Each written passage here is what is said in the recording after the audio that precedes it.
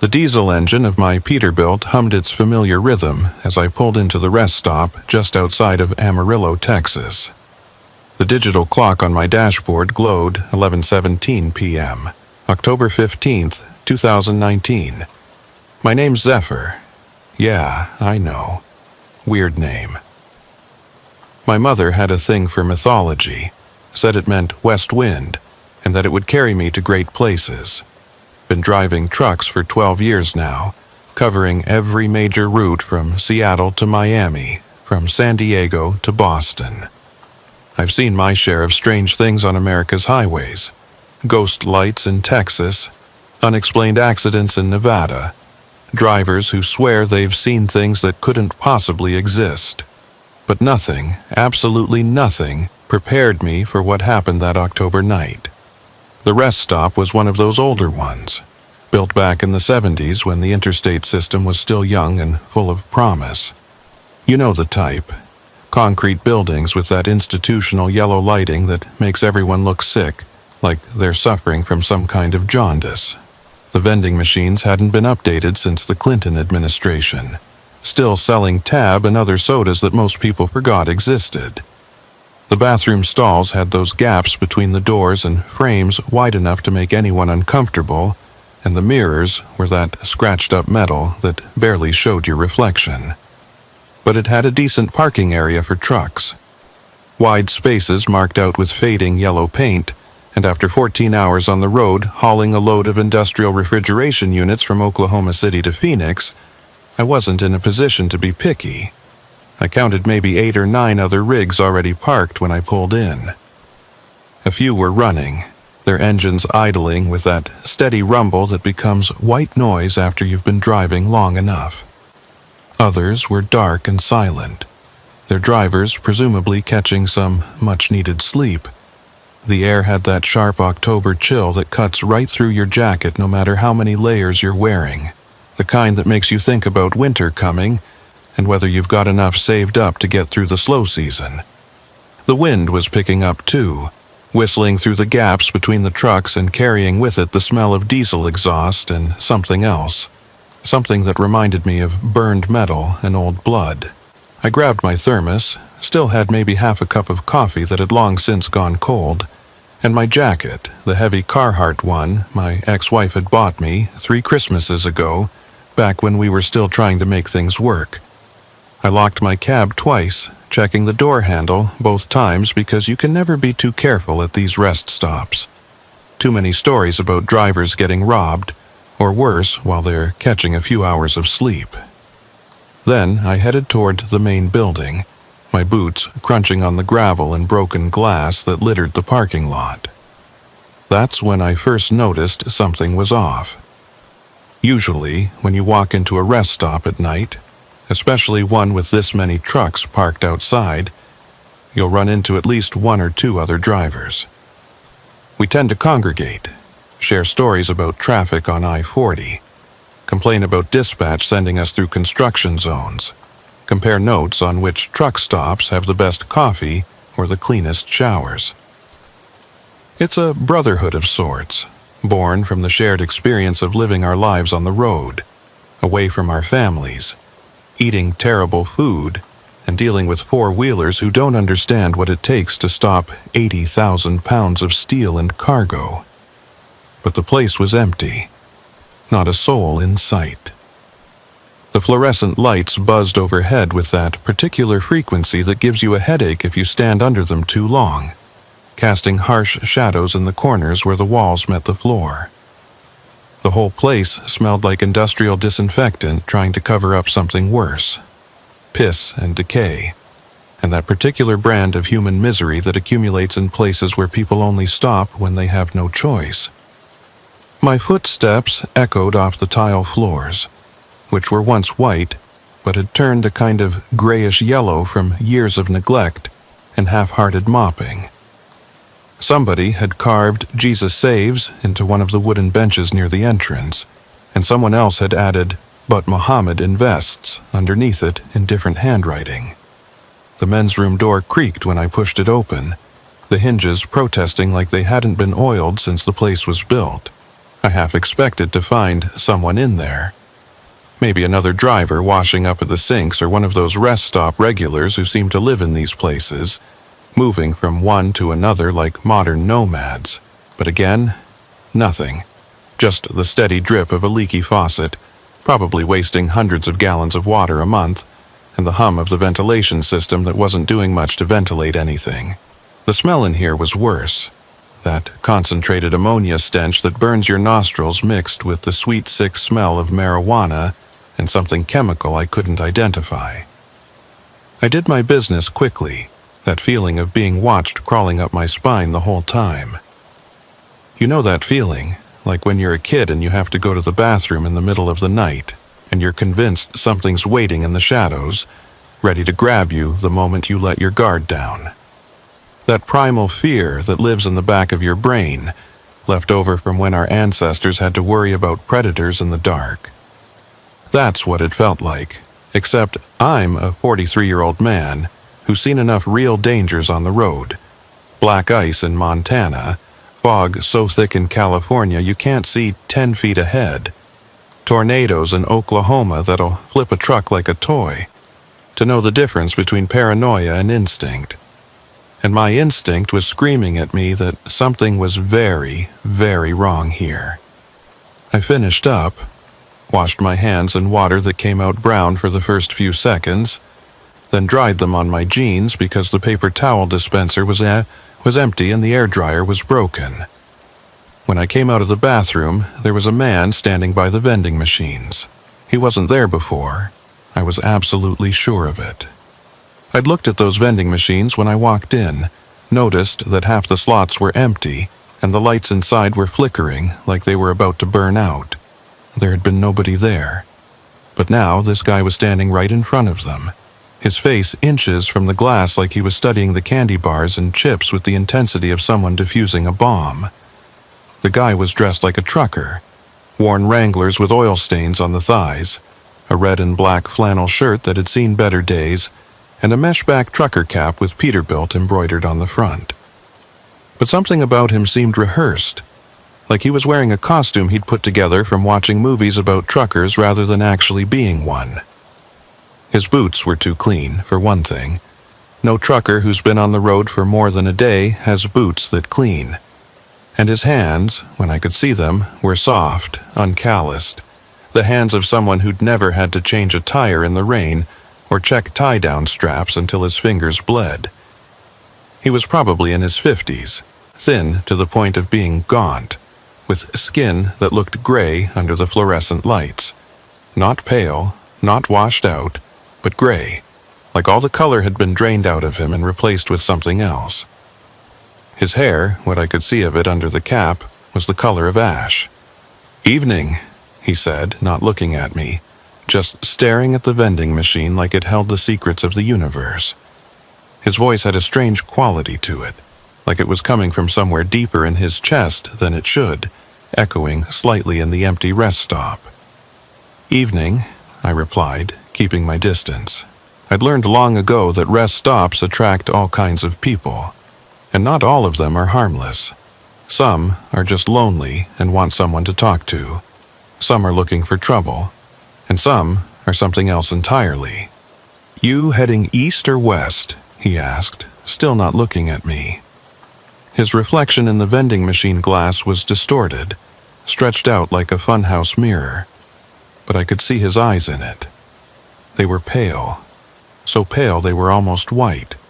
"West," I said, not volunteering any more information than necessary. "Phoenix." He nodded slowly, the movement almost mechanical. "Long haul. Good money in Phoenix. Construction boom, they say. Lots of materials needing transport." He paused, then added, "You planning to rest here?"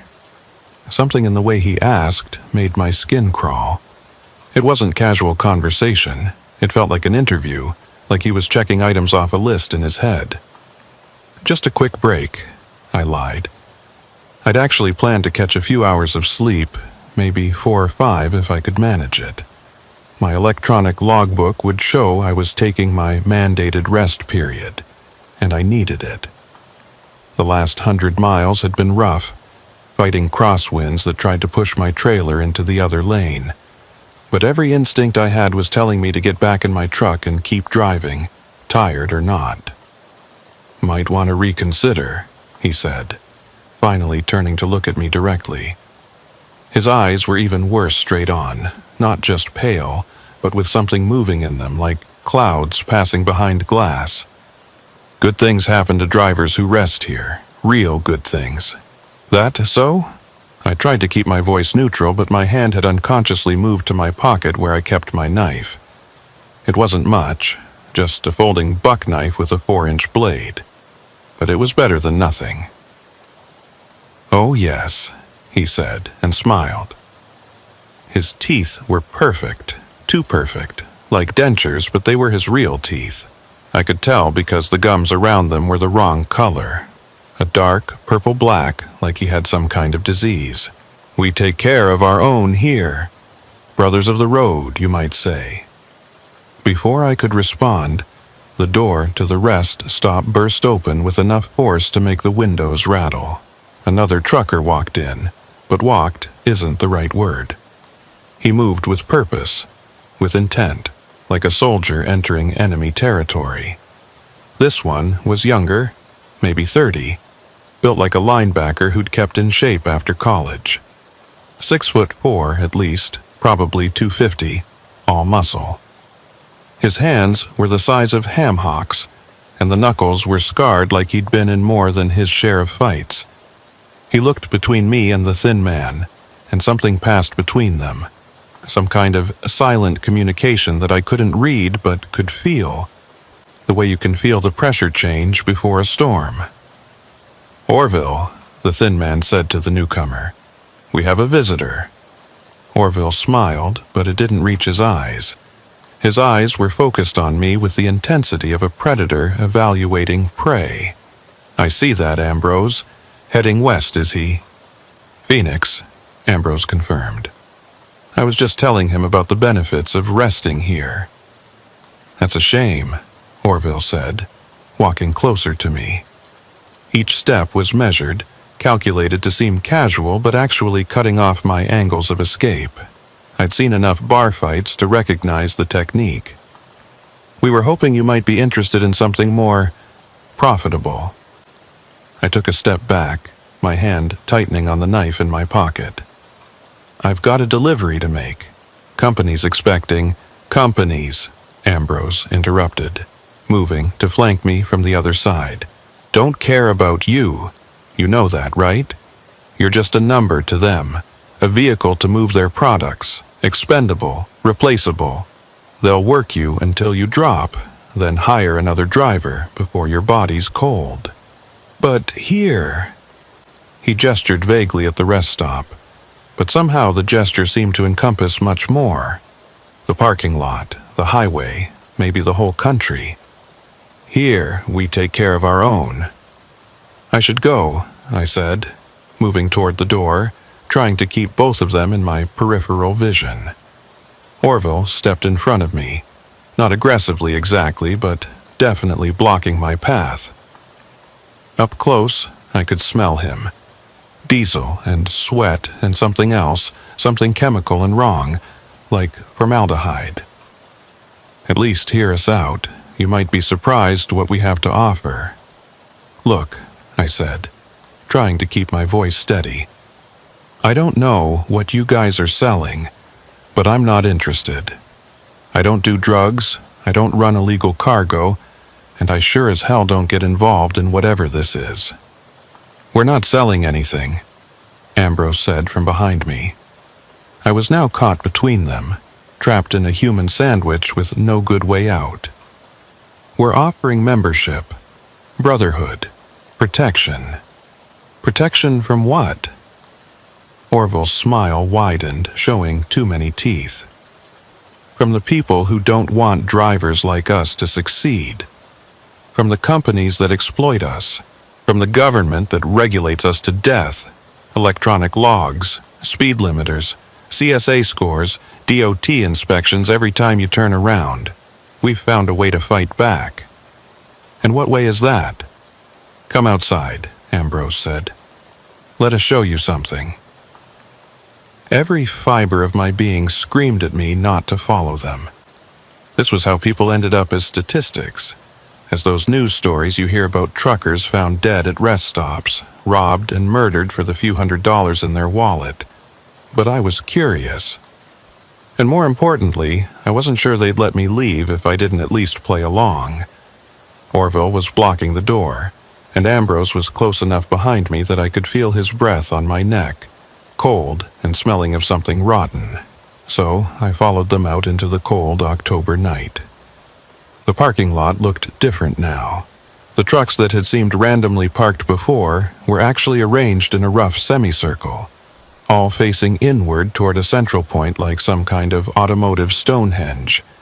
Their headlights were off, but their parking lights were on, creating an amber glow that made the shadows dance and writhe. And standing next to each truck was its driver, all men, all watching us as we emerged from the building. There were more of them than I'd initially counted. Maybe 15, maybe 20. They ranged in age from early 20s to late 60s, different races, different builds, but they all had the same look in their eyes, empty, hollow, like something vital had been scooped out and replaced with something else. "Welcome," Ambrose said, spreading his arms wide like a revival preacher about to save some souls, "to the first meeting of tonight's gathering." That's when I noticed the symbols painted on the sides of some of the trucks. Small, barely visible in the amber light, but there, strange geometric patterns that hurt to look at directly. They seemed to move when you weren't quite looking at them, shifting and changing like living things. Some were simple, just a few intersecting lines. Others were complex, fractal patterns that seemed to go deeper than the surface they were painted on, like looking into a hole that went down forever. And the way the drivers stood, so still, so silent, like they were waiting for something. Not moving, barely even breathing. Just standing there like mannequins that had been posed by someone who didn't quite understand how humans were supposed to stand. "What is this?" I asked, my voice barely above a whisper. "This," Orville said, "is freedom. This is power. This is what happens when drivers stop being victims and start taking control." One of the other drivers stepped forward. He was older, maybe 60, with a grizzled beard that had gone more gray than brown and eyes that looked hollow in the amber light, like someone had pressed thumbs into clay and left indentations. His flannel shirt was torn in places, and through the tears I could see his skin had the same grayish pallor as Ambrose's. "3 months ago," he said, his voice rough like he'd been gargling gravel, "I was nobody, barely making ends meet. Getting pushed around by every dispatcher who thought they owned me, every DOT officer who wanted to make their quota, every punk kid who thought truckers were easy marks, sleeping in my truck because I couldn't afford a motel, eating cold beans out of a can because I couldn't afford hot food." He paused, and when he continued, his voice had changed, become something darker, hungrier. "Then I found them. Or they found me, here at this very rest stop. They showed me the truth. They showed me what we could become if we just stopped following their rules. And now," I asked, though I wasn't sure I wanted to know the answer. "Now I take what I want," he said simply. "And nobody can stop me. The companies think their cargo is safe? We take it. The government thinks they can track us? We disappear. The other drivers think they're better than us. They learn different." I noticed movement in the shadows between the trucks. More figures, but these weren't truckers. They were smaller, hunched, moving in ways that didn't seem quite right, like their joints bent in directions human joints shouldn't bend. When one of them passed through a patch of light, I caught a glimpse of its face and had to suppress a gasp. It had been human once, that much was clear, but now it was something else. The features were all wrong. Eyes too far apart, mouth too wide, skin that looked like melted wax that had been reshaped by clumsy hands, and the way it moved, scuttling rather than walking, using its hands as much as its feet. "Who are they?" I asked, pointing with a trembling hand. Ambrose's pale eyes gleamed with something that might have been pride. "Associates, helpers, former drivers who didn't quite meet our standards but still had their uses. They make sure our operations run smoothly." "Operations?" "Cargo redistribution," Orville said, like he was explaining something simple to a child. "We take from those who have too much, share with those who understand the true order of things. The companies write it off as theft, shrinkage, lost in transit. They're insured. They don't really lose anything, but we gain everything." It clicked then. These weren't just truckers, they were thieves, hijackers, an organized ring that was stealing cargo and using these rest stops as meeting points. But that didn't explain the things in the shadows, or the symbols, or the way the very air around them felt wrong, poisoned somehow. "You're talking about organized crime," I said flatly. "Crime?" Ambrose laughed, but there was no humor in it. Just a dry rasping sound like wind through dead leaves. "Is it a crime to take back what's been stolen from us? Every day, companies make billions off our backs. We drive their goods across the country. We risk our lives on dangerous roads. We spend weeks away from our families, destroying our bodies and minds for their profit. And what do we get? Pennies on the dollar, table scraps, regulations that make it impossible to make a living. They've criminalized our entire existence. Can't idle your truck to stay warm.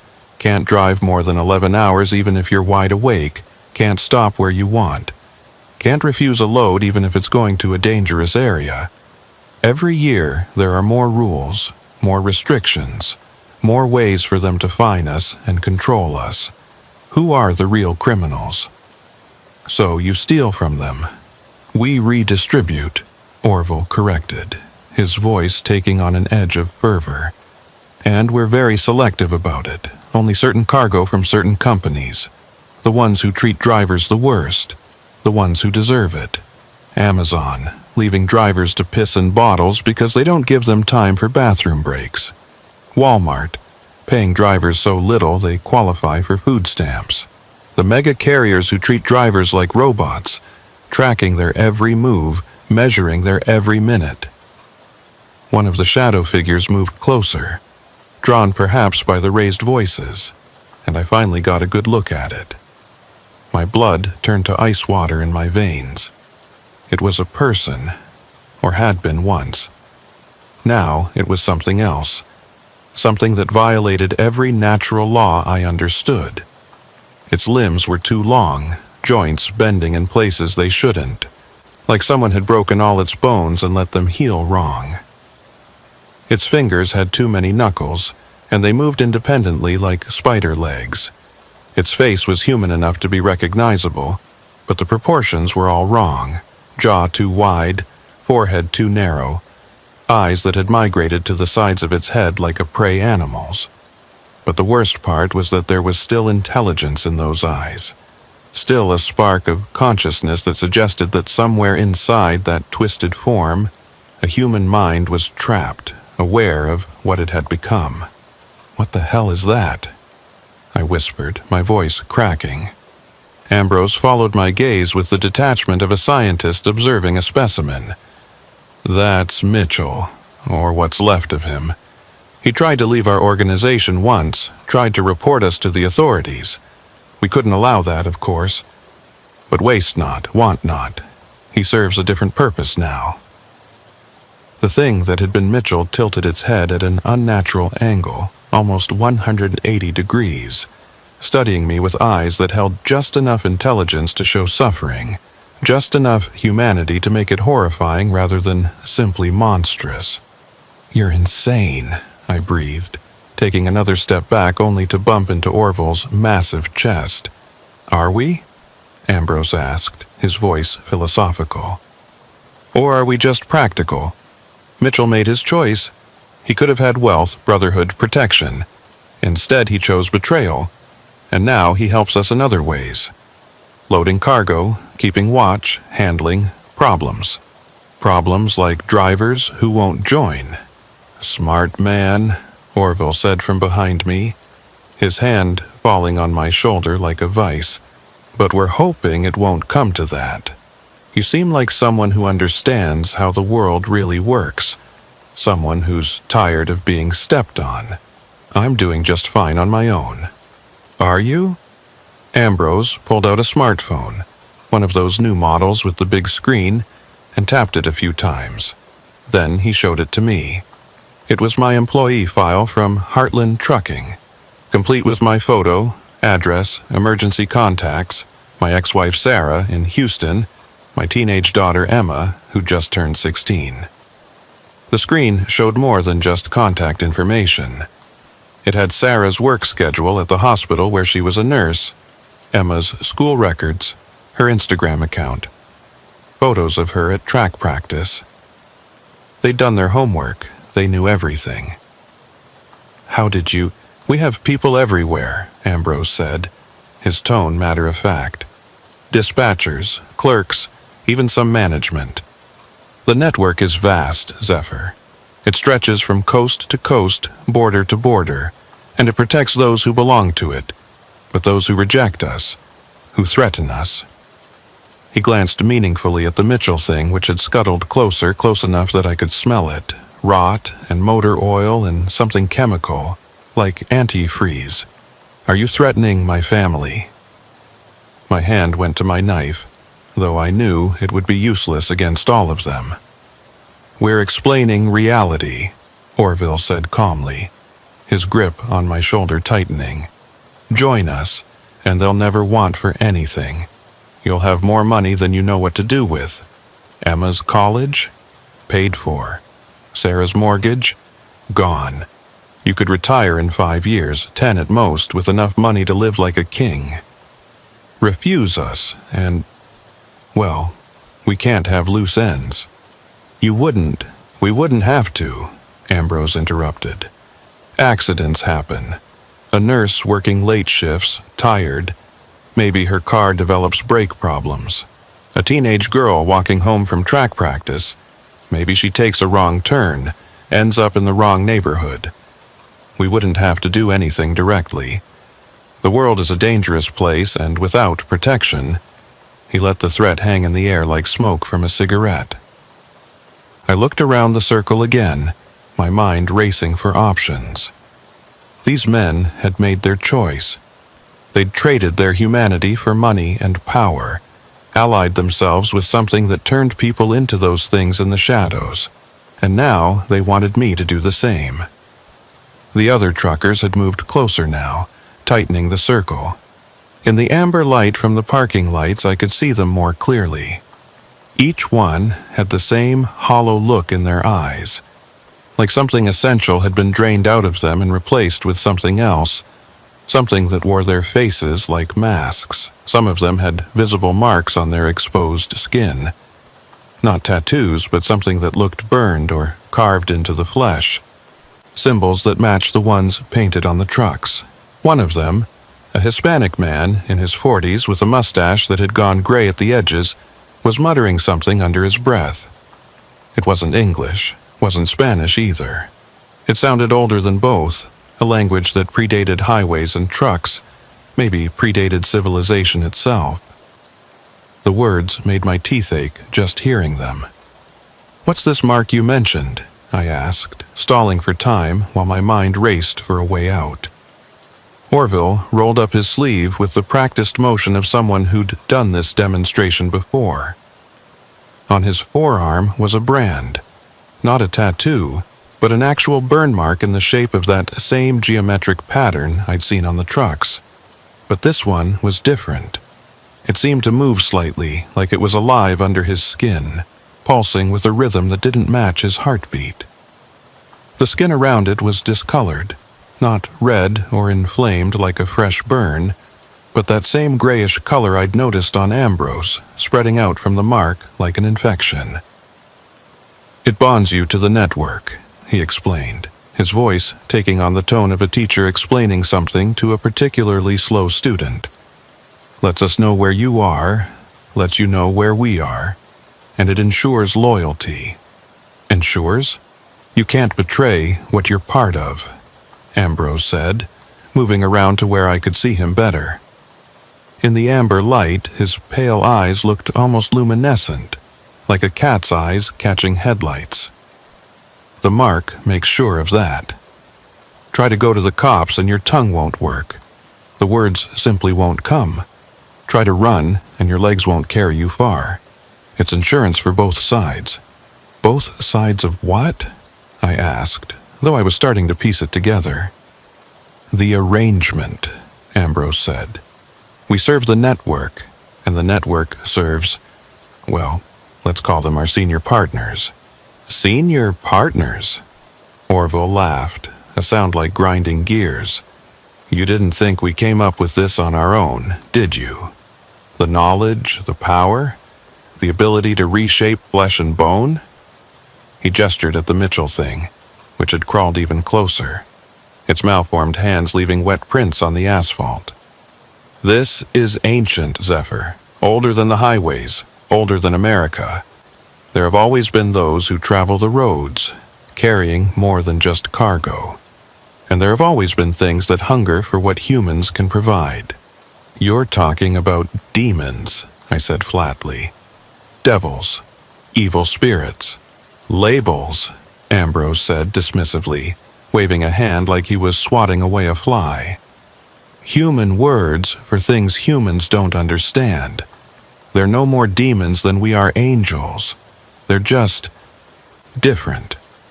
From somewhere else. And they're willing to trade. Trade what? Power for service, Orville said.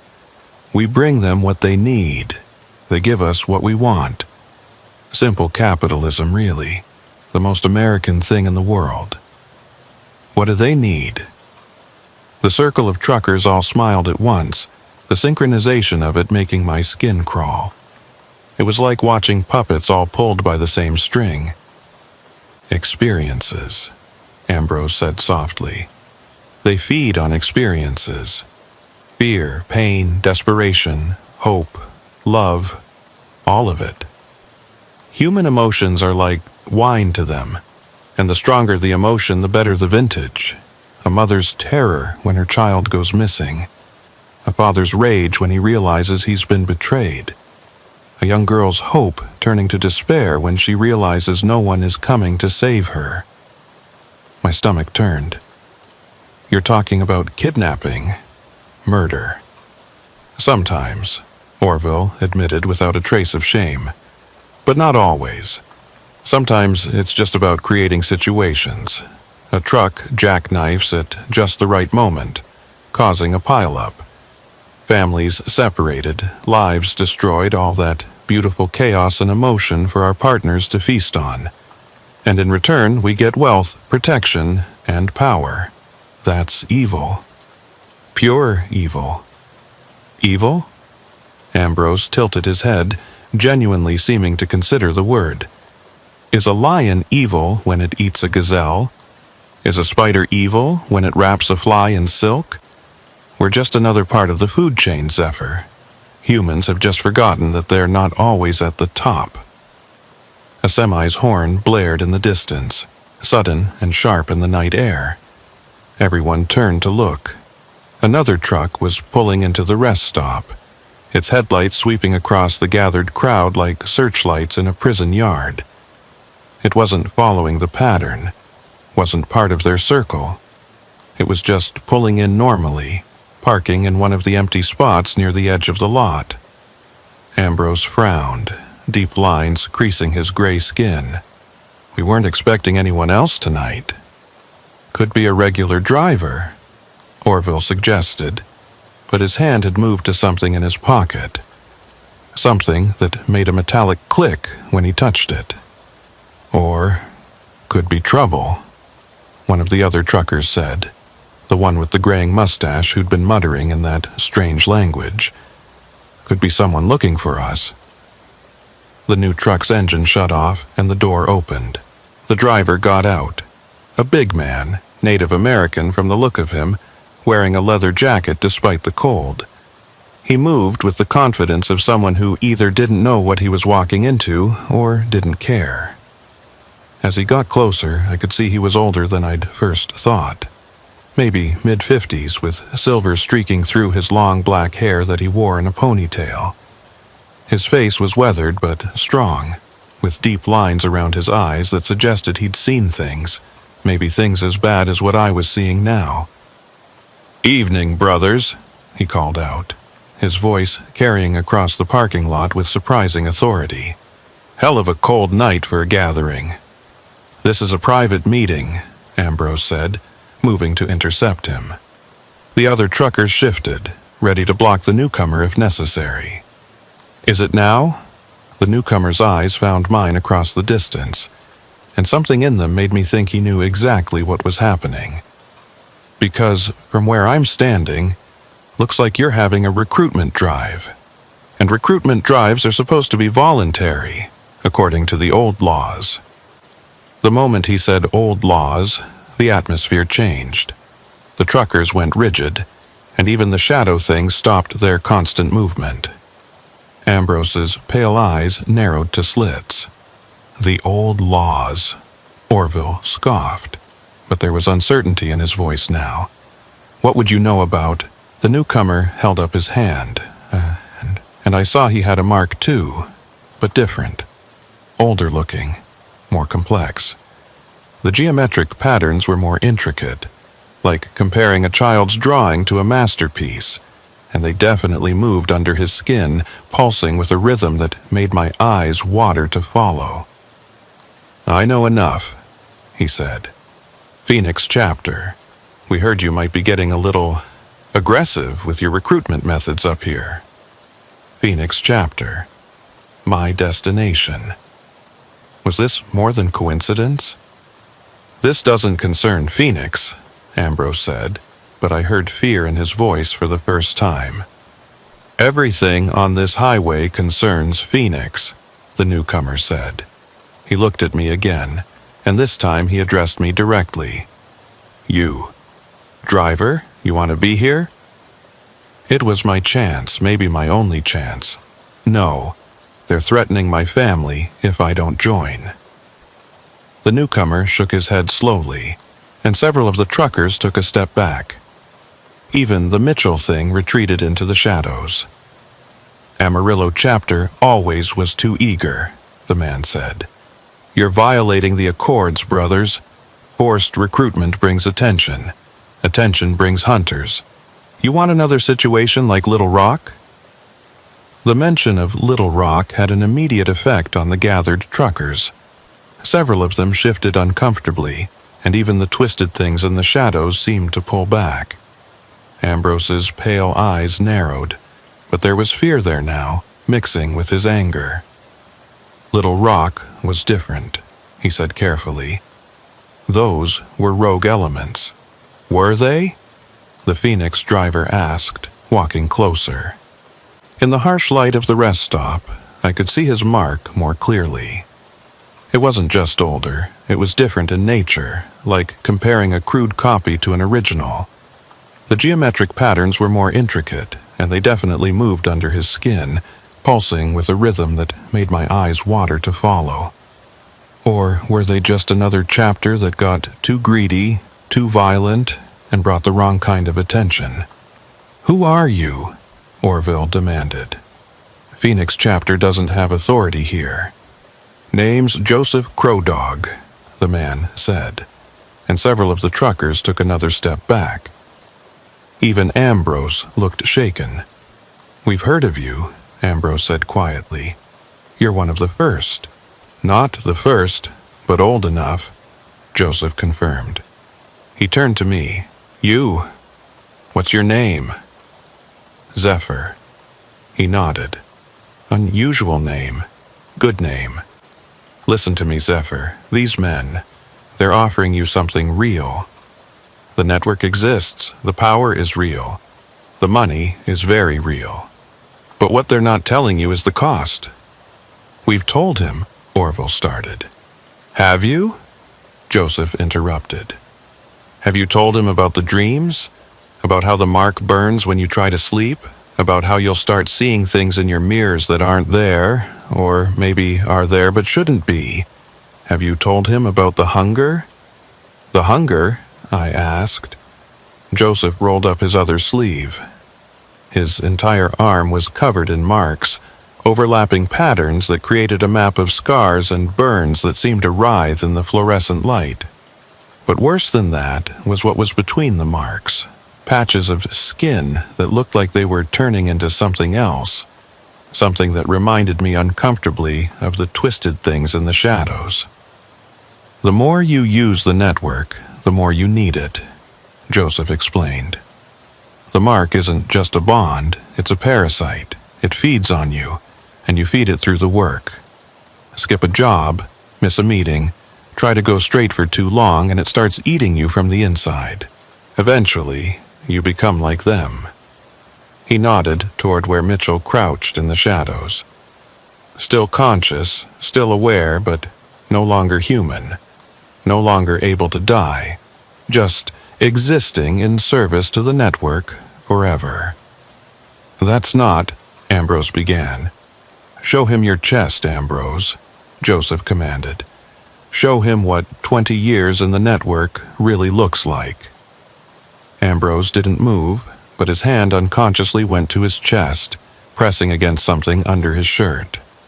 He won't, so I will, Joseph said, and pulled off his leather jacket and shirt. His entire torso was covered in the marks, layer upon layer of them, creating a map of scars and burns that seemed to writhe independent of his movement. But worse than the marks was what was happening to his skin between them. It was changing, becoming something that wasn't quite flesh anymore. In some places it looked like scales, in others like chitin. Some patches seemed to be developing eyes, small, black, unblinking things that tracked movement independently. This is what dedication to the network looks like, Joseph said, his voice carrying across the silent parking lot. This is what they're really offering you. Not freedom, not power, just a different kind of slavery, a worse kind, because at least human masters eventually die. The things we serve, they're eternal, and so is our service.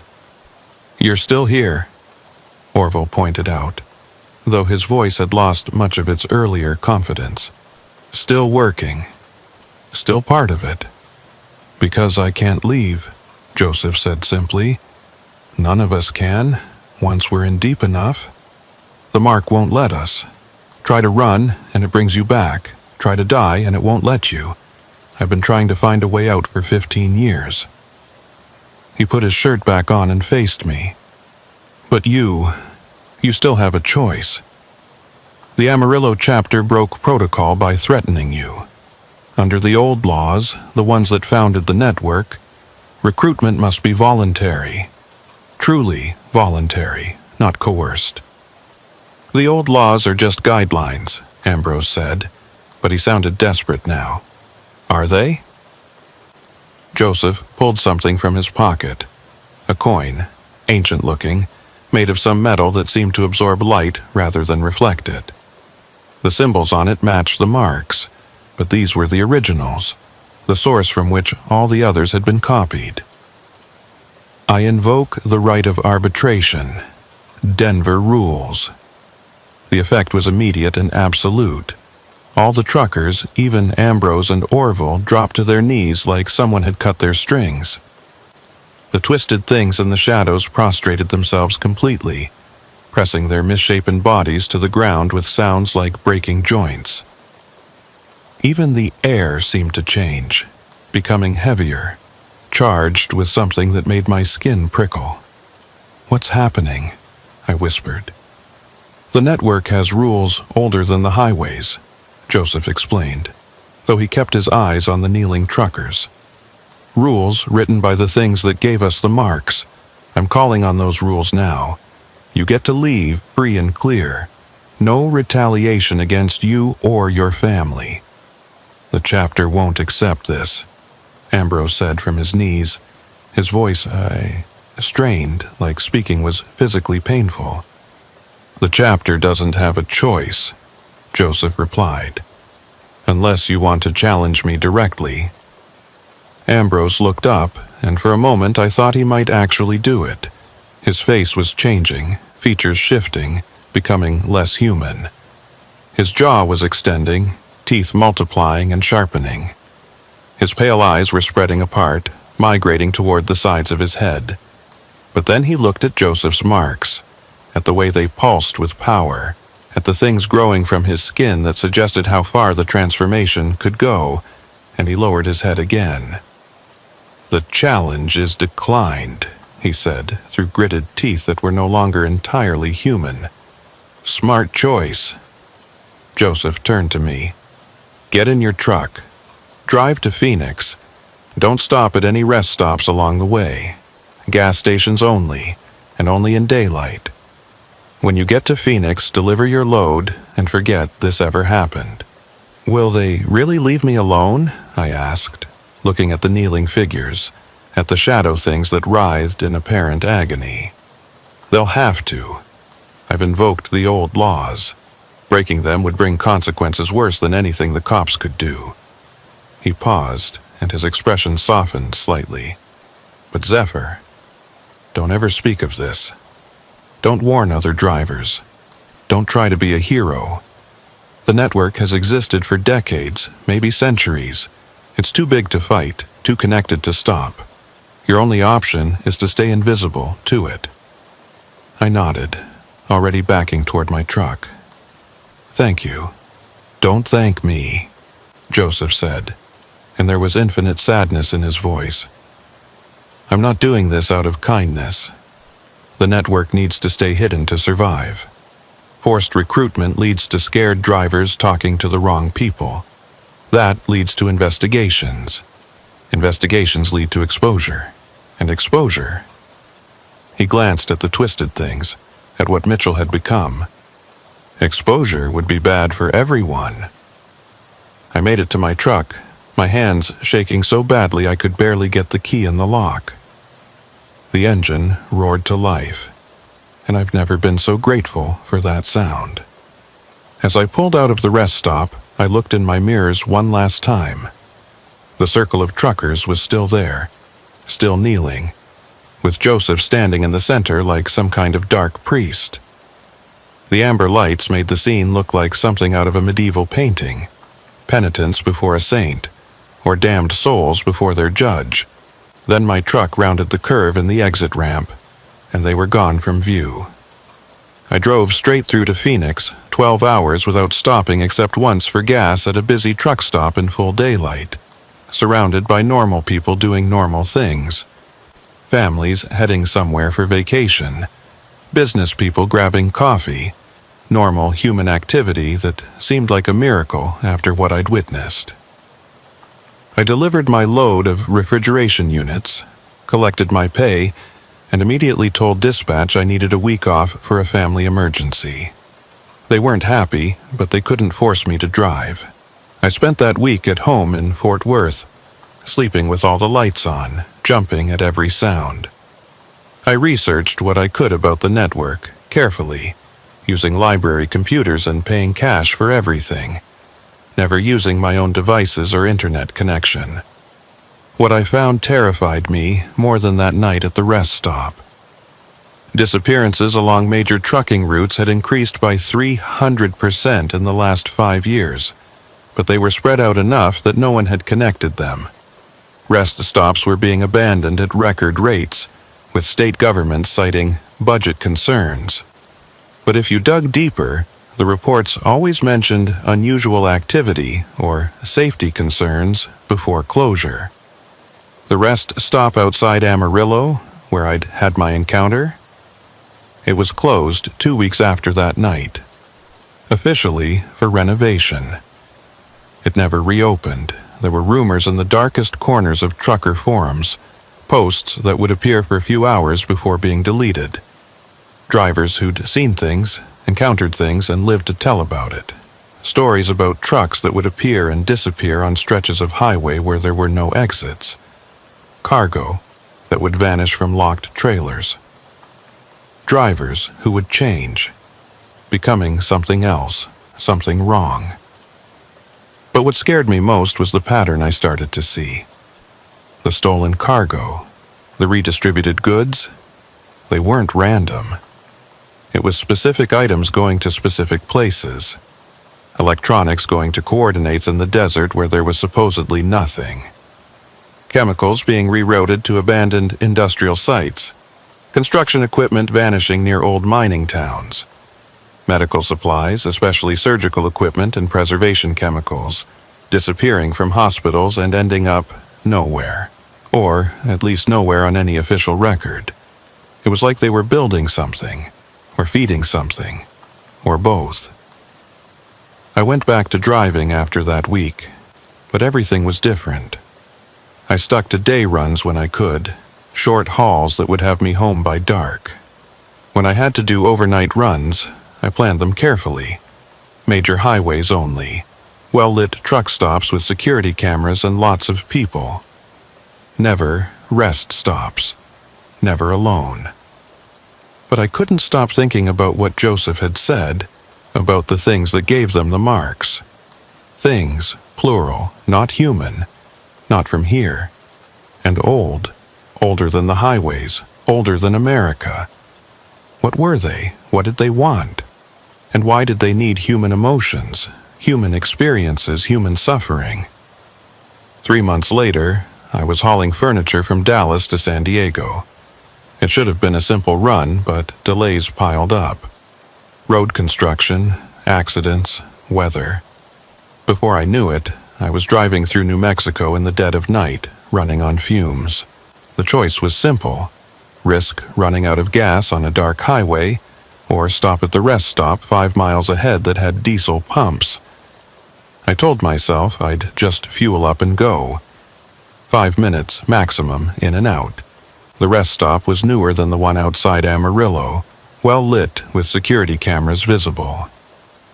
There were 3 other trucks there, all parked normally, no suspicious circles or gatherings. Just drivers catching some sleep. Normal. Safe. I pulled up to the pump, swiped my card, and started fueling. That's when I noticed the writing on the bathroom wall, visible through the open door. Graffiti, but not the usual kind. It was those symbols, the geometric patterns, drawn in what looked like dried blood. My hands started shaking again, that same tremor I'd had 3 months ago. I yanked the nozzle out, not even caring that I'd only gotten half a tank, fuel splashing on my boots. I needed to get out of there, now. But as I moved to get back in my cab, I heard a voice that made my blood freeze. Zephyr. I turned slowly, every muscle tense. Orville stood there, but he was different now. The 3 months since our last encounter had not been kind to him. He was thinner, more angular, like something was eating him from the inside out and replacing his mass with something else. His skin had that gray pallor I'd seen on Ambrose, but worse. In the harsh fluorescent lights of the rest stop, I could see through it slightly, like looking through wax paper. Veins that should have been blue or purple were black, creating a spiderweb pattern under his translucent skin. His eyes had that same pale quality Ambrose's had, but they'd migrated further apart, and I could see through them too, like looking through dirty ice. "You're not supposed to be here," I said, my hand going to the tire iron I kept by the driver's seat. It wasn't much of a weapon, but the cold metal gave me something to focus on besides my fear. "The old laws protect you from forced recruitment," Orville said, his voice carrying an odd echo, like 2 people speaking slightly out of sync. "They don't protect you from chance encounters." "Joseph said, Joseph Crow Dog is dead," Orville interrupted, and something in his tone told me he wasn't lying. Or as dead as someone with that many marks can be. The Phoenix chapter found him trying to burn off his marks with acid. The marks didn't like that. They took him fully. He's like Mitchell now, but worse. much worse. My blood ran cold. Joseph, who had saved me, who had seemed so powerful with all his marks and knowledge of the old laws, if he couldn't escape, what hope did anyone have? "You're lying," I said, but my voice lacked conviction. Orville pulled out a phone, the screen cracked but still functional, and showed me a video. I wished immediately that he had been lying. The thing in the video had Joseph's face, or part of it, but the rest, the marks had grown, spread, transformed him into something that made Mitchell look human by comparison. His body had elongated, stretched like taffy, with too many joints in all the wrong places. The marks had become three-dimensional, growing out of his skin like twisted metal sculptures. And his face, half of it was still recognizably Joseph, frozen in an expression of eternal agony. The other half had become something else, something with too many eyes and a mouth that opened in directions mouths shouldn't open. But the worst part was that he was still conscious. You could see it in the human eye that remained, the intelligence trapped in that ruined form, aware of what he'd become but unable to die, unable to escape. "The network doesn't forgive betrayal," Orville said, putting the phone away. "Even the attempt to leave is betrayal." Joseph knew that. He knew what would happen if he tried to remove the marks, but he did it anyway. The pain of existence became too much, even for one of the first. "I never joined," I said, trying to keep my voice steady. "I can't betray what I was never part of." "True," Orville admitted, "but you know about us. You've seen us, you've cost us recruits. Did you know that? 3 drivers who were ready to join heard about someone getting away, someone the great Joseph Crow Dog protected. They thought they could walk away too. Good for them. They were wrong." Orville showed me more videos on his phone, flipping through them like vacation photos. I won't describe what I saw. I can't. But those 3 drivers, what happened to them made Mitchell and even Joseph look fortunate by comparison. "What do you want?" I asked, though I was afraid I already knew the answer. "The network has evolved since you last encountered us," Orville said, taking a step closer. I could smell him now. That mix of diesel and decay, but stronger, with an undertone of something chemical and wrong. "We've found new methods, better methods, ways to mark someone without their consent, without breaking the old laws." "That's not possible." Joseph said a lot of things," Orville interrupted. "But Joseph didn't know everything. The old laws are complex, full of loopholes for those who know where to look. For instance, did you know that if someone willingly transports an item for the network, even unknowingly, it creates a connection? A tiny thread that can be pulled to weave a larger web." He held up a small device, like a modified insulin pen, but the needle was wrong. Too long, too thick, and it seemed to move on its own, writhing like a worm. Technology and the old ways combined. One little prick, barely a mosquito bite, and the mark begins to grow, slowly at first. You might not even notice for weeks, maybe months. But eventually it takes hold, and then you're ours, whether you wanted to be or not. I gripped the tire iron tighter, raising it slightly. "Try it." Orville laughed, that echoing sound getting worse, like a feedback loop. "Not tonight. Tonight is just a warning, or call it an education. You see, Zephyr, the network has decided you're too dangerous to leave alone, but too protected to take directly. So, we're going to make you an offer." "You'll want this," he interrupted. "We'll leave you alone, completely. No encounters, no threats, no mysterious accidents. Your ex-wife and daughter will be safe. You can drive your routes in peace for the rest of your life. All we ask is that you do one thing for us." Despite myself, I asked, "What?" "Transport One package. One time. Detroit to Miami. You don't ask questions, you don't look inside, you don't stop except for fuel. Do that, and you'll never see us again. The network will forget you exist. And if I refuse? Orville's face stretched into something that wasn't quite a smile. The skin pulled back too far, revealing too many teeth. Teeth that had multiplied and sharpened since I'd last seen him. Then these chance encounters will keep happening. And eventually, one of us might accidentally scratch you with something sharp. Something infected with the mark. Accidents happen on dark highways after all. Your daughter Emma, she drives now, doesn't she? Just got her license. Teenage drivers, so inexperienced, so vulnerable to road hazards. The threat against Emma made something snap inside me. You stay away from her. We don't want to go near her, Orville said, his voice taking on a false reasonableness. We really don't. Children are complicated for the network. Too much innocence. It interferes with the feeding. But accidents, as I said, happen. Unless, of course, you're under our protection.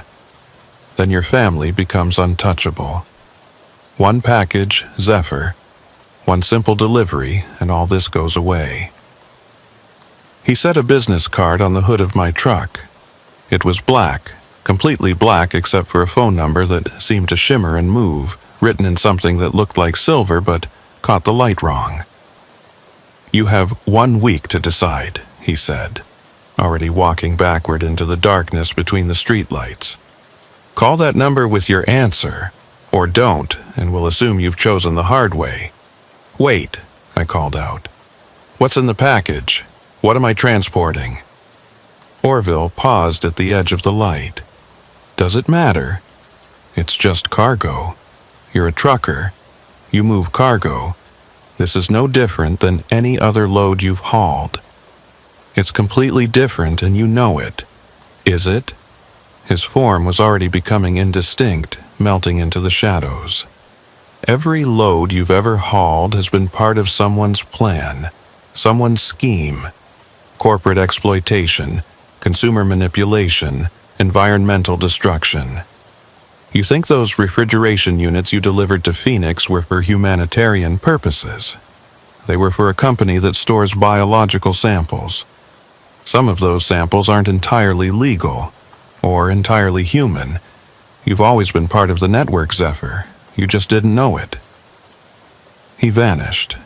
Not walked away, literally vanished. Between one blink and the next, leaving only the smell of diesel and decay and that black business card on my hood. I grabbed the card, got in my truck, and drove. I didn't stop until I reached San Diego, running on fumes and adrenaline, my hands gripped so tight on the steering wheel that I couldn't feel my fingers. I delivered my load of furniture to a normal warehouse with normal people doing normal jobs, and the mundanity of it felt surreal after what I'd experienced. That was a week ago. The card sits on my dashboard as I write this, the deadline approaching. 7 days to decide whether to become complicit in whatever the network is doing, or spend the rest of my life looking over my shoulder, waiting for that accidental scratch that will steal my humanity. I've spent the week researching, preparing, trying to find another way out. I've been in touch with other drivers who've had encounters, carefully, secretly, using burner phones and encrypted messaging apps. We meet in public places during daylight, never the same place twice, never for more than a few minutes. We share information, experiences, theories. There's a driver named Marcus out of El Paso who swears he saw an entire convoy of network trucks heading into the desert, toward coordinates where there's supposedly nothing but sand and rocks. He followed them as far as he dared, then watched through binoculars as they unloaded their cargo into what looked like natural cave formations. But the way the shadows fell was wrong, like the caves went deeper than they should, deeper than the geology of the area should allow. Another driver, Chen from Los Angeles, though Chen isn't his real name, none of us use our real names anymore, tells me about rest stops that appear and disappear. He'll be driving a route he's driven 100 times, and suddenly there's a rest stop he's never seen before. The signs are all wrong, pointing to cities that don't exist or distances that don't make sense. He's never stopped at one, but he's seen other trucks pull in. Those trucks never come out. Sarah from Denver, again, not her real name, has been tracking disappearances. Not just truckers, but specific types of cargo. Medical equipment, especially items used in organ transplant. Industrial refrigeration units like the ones I'd hauled to Phoenix. Specific chemicals used in preservation. Construction materials, but only certain types. Reinforced concrete, lead shielding, materials you'd use if you were building something that needed to contain something dangerous. Or keep something out, or both. We've started to piece together a pattern. The network isn't random. It has goals, objectives, a plan that's been in motion for decades. Maybe longer. Those things that Ambrose mentioned. The senior partners that gave them the marks. We think they're building something for them. Or building something to bring more of them here. Or worse, building something to transform here into wherever they come from. But knowing this doesn't help me with my immediate problem. The deadline is tomorrow. I have to make a choice. I've considered going to the authorities, but with what evidence? A business card with a phone number? Stories about rest stops and transformed truckers? They'd think I was crazy. Maybe put me on a psychiatric hold. And then I'd be helpless when the network came for me. I've considered running, just disappearing, changing my name and starting over somewhere else. But the network found Joseph in Phoenix. They have people everywhere. Dispatchers, DOT officers, truck stop employees. Where could I go that they couldn't find me? I've even considered taking the package, doing what they want. One delivery. Miami's a major port city. Whatever's in that package is probably leaving the country anyway. It's not my responsibility what happens after that, right? I'd just be a courier, a small cog in a machine that would keep turning with or without me. But I keep thinking about those videos Orville showed me. The 3 drivers who tried to walk away. What was done to them? And I know that if I take that package, I'm not just complicit. I'm actively participating in a system that does that to people. That transforms them into living nightmares. That feeds on human suffering. There's another option, one that Sarah suggested when we met yesterday at a crowded McDonald's during the lunch rush. Surrounded by normal people living normal lives, unaware of the darkness that travels the highways they depend on. What if we fight back? She said, keeping her voice low. Not directly, that would be suicide. But what if we start documenting everything? Building a case that's so overwhelming, so undeniable that someone has to listen. They control people in law enforcement, I reminded her. Media, government. Not everyone, she insisted. They can't control everyone. And there are others like us, drivers who've seen things, who know the truth. If we can organize, if we can coordinate, it's a long shot, maybe impossible, but it's better than the alternatives. I've made my decision. Tomorrow, when the deadline arrives, I'm not going to call that number. But I'm not going to run either. I'm going to keep driving, keep documenting, keep connecting with others who know the truth. We're going to build a network of our own, not one based on marks and transformations and feeding ancient things, but one based on protecting innocent drivers from the darkness that lurks at rest stops. Marcus has a cousin who works in cybersecurity, someone who can help us set up secure communications. Chen knows a journalist who's been investigating unexplained disappearances along trucking routes, someone who might be willing to listen if we can provide enough evidence. Sarah has been mapping the rest stops where encounters have happened, looking for patterns, trying to predict where the network will strike next. It's not much. We're just a handful of truckers against something ancient and powerful and connected to things beyond human understanding. But we have advantages too. We know the roads. We know the community. And most importantly, we're still human. We can still choose. The black business card sits on my dashboard, the silver numbers seeming to pulse in rhythm with my heartbeat. Tomorrow, the deadline will pass. Orville will know I've refused their offer. And then, I don't know what happens then. But I do know this. I'm done being afraid. I'm done looking over my shoulder. If the network wants me, they're going to have to come for me. And when they do, they'll find I'm not alone. There are others like me, drivers who've seen the truth and refuse to be part of it. We're out there on the highways, watching, waiting, protecting those who don't even know they need protection. My name is Zephyr, and I'm a truck driver. I haul freight from point A to point B, obey the speed limits mostly, and maintain my logbook when I remember. But I'm also something else now. I'm part of a resistance, a guardian of the highways, a witness to the darkness that lurks at rest stops after midnight.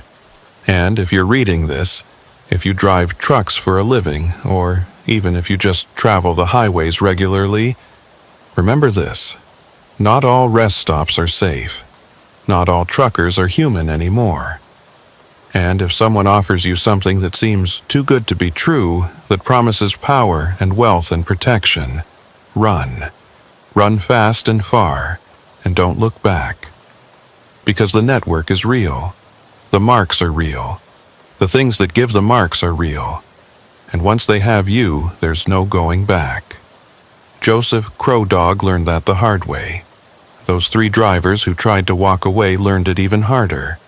Mitchell learned it first, becoming one of those shadow things that scuttle between trucks in the dark. But we're learning too. Learning how to fight back. Learning how to protect ourselves and others. Learning that maybe, just maybe, the network isn't as invincible as it seems. The war for America's highways has begun. It's a quiet war, fought in the shadows of rest stops and the margins of truck stop parking lots. Most people don't know it's happening. Most truckers don't know it's happening. But it is, every night, as the network grows and spreads and feeds, and as we work to stop it. Stay safe out there. Keep your doors locked and your eyes open. Trust your instincts. If a rest stop feels wrong, it probably is. And if you see geometric patterns painted on trucks, symbols that hurt to look at directly, marks on drivers' arms that seem to move under the skin, keep driving. Don't stop, don't investigate, don't try to be a hero. Unless, of course, you're ready to join the fight, then find us. We're out there, the unmarked ones, the ones who saw the truth and said no. We're watching. We're waiting. We're protecting the innocent from the darkness that travels the highways. The deadline is tomorrow. By the time you read this, I'll have either won my freedom or lost it forever. But either way, the message will survive. The warning will spread. And maybe, just maybe, we can stop the network before it's too late. Before we all become like Mitchell, or Joseph, or whatever worse things are being created in those desert caves where network trucks deliver their mysterious cargo. Time's running out. For me, for all of us. But we're not giving up without a fight. The deadline came and went. I didn't call the number on that black business card. Instead, I threw it in a trash can at a busy truck stop, then thought better of it and fished it out, burning it with my lighter in the parking lot.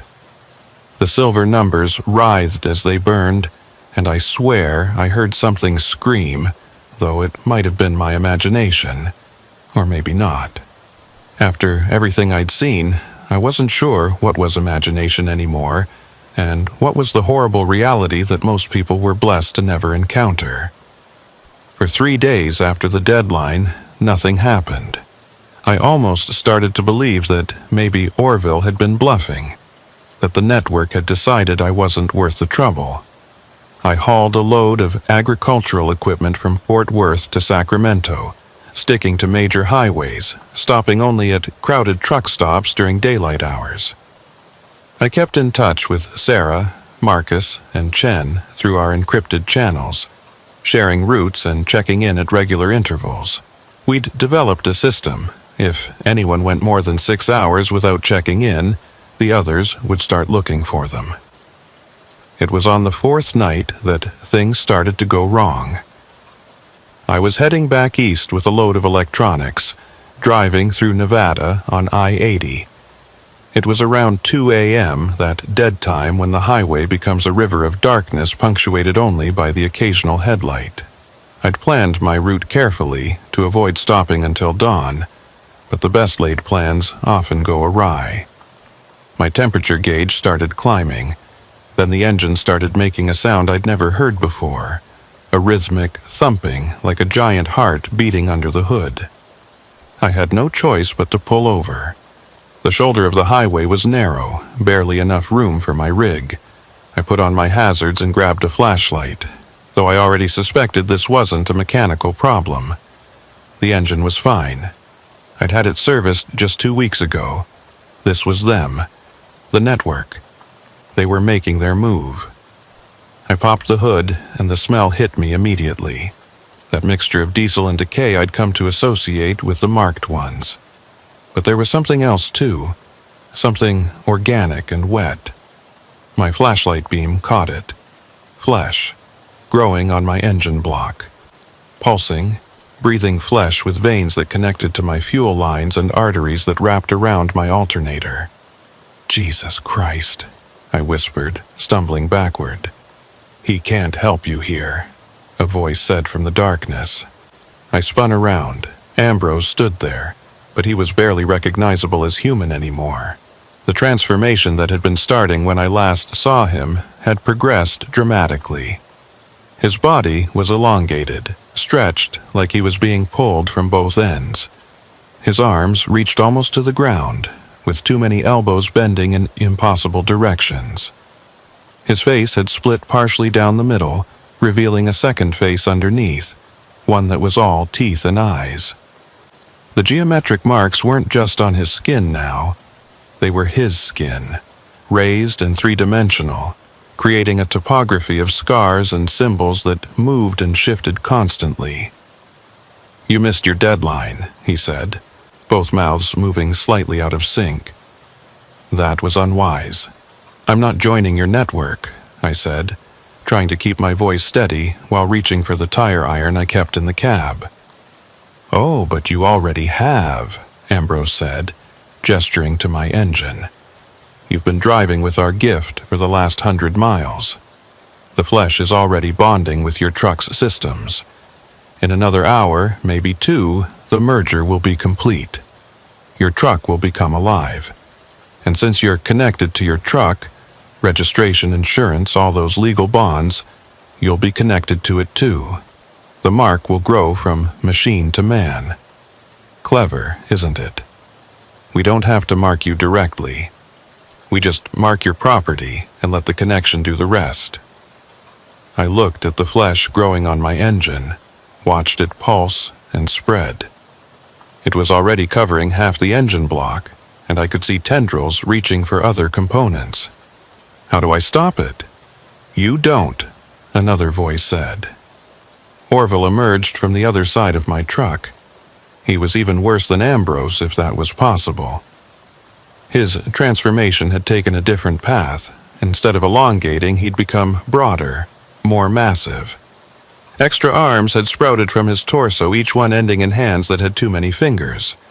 His head had partially separated into 3 distinct sections, each with its own face, all of them wrong in different ways. But we're reasonable. We'll give you one more chance. Transport the package, Detroit to Miami. Do that and we'll remove the flesh from your truck. Refuse, and, well, you'll become part of your truck, and your truck will become part of the network. Mobile, conscious, eternal. Just another vehicle for our purposes. You're insane. Sanity is a human concept, Ambrose said. We've moved beyond human. A pair of headlights appeared in the distance, growing larger. Another truck. For a moment, I felt hope. Maybe it was a state trooper, or another driver who could help. But as the vehicle got closer, I realized it was a semi, and it was slowing down, pulling over behind my rig. The door opened, and someone got out. At first, I didn't recognize her. The figure was too distorted, too wrong. But then I heard the voice. "Hello, Zephyr." It was Sarah from Denver, who'd been helping organize our resistance. But she was marked now, the geometric patterns glowing faintly under her skin. Her transformation had just started. She still looked mostly human, but her eyes had that pale quality, and her movements were too fluid, like her joints had been loosened. "Sarah, no," I breathed. "How?" "They came for me 2 nights ago," she said, her voice carrying that slight echo I'd heard in Orville's. "I tried to fight, tried to run, but you can't run from something that controls half the trucks on the highway. They boxed me in, gave me a choice, join or become like Mitchell. I chose to join. At least this way I'm still mostly myself. For now. You betrayed us. I survived," she corrected. "And now I'm here to convince you to do the same. Take the package, Zephyr. It's not that bad. The mark, it changes you, yes, but it also opens your eyes. I can see things now, understand things. The network isn't evil, it's just different. A different form of existence. You sound like them. Because I am them now, and soon you will be too. One way or another." More headlights appeared on the highway. Then more. Truck after truck was pulling over, creating a line of semis along the shoulder.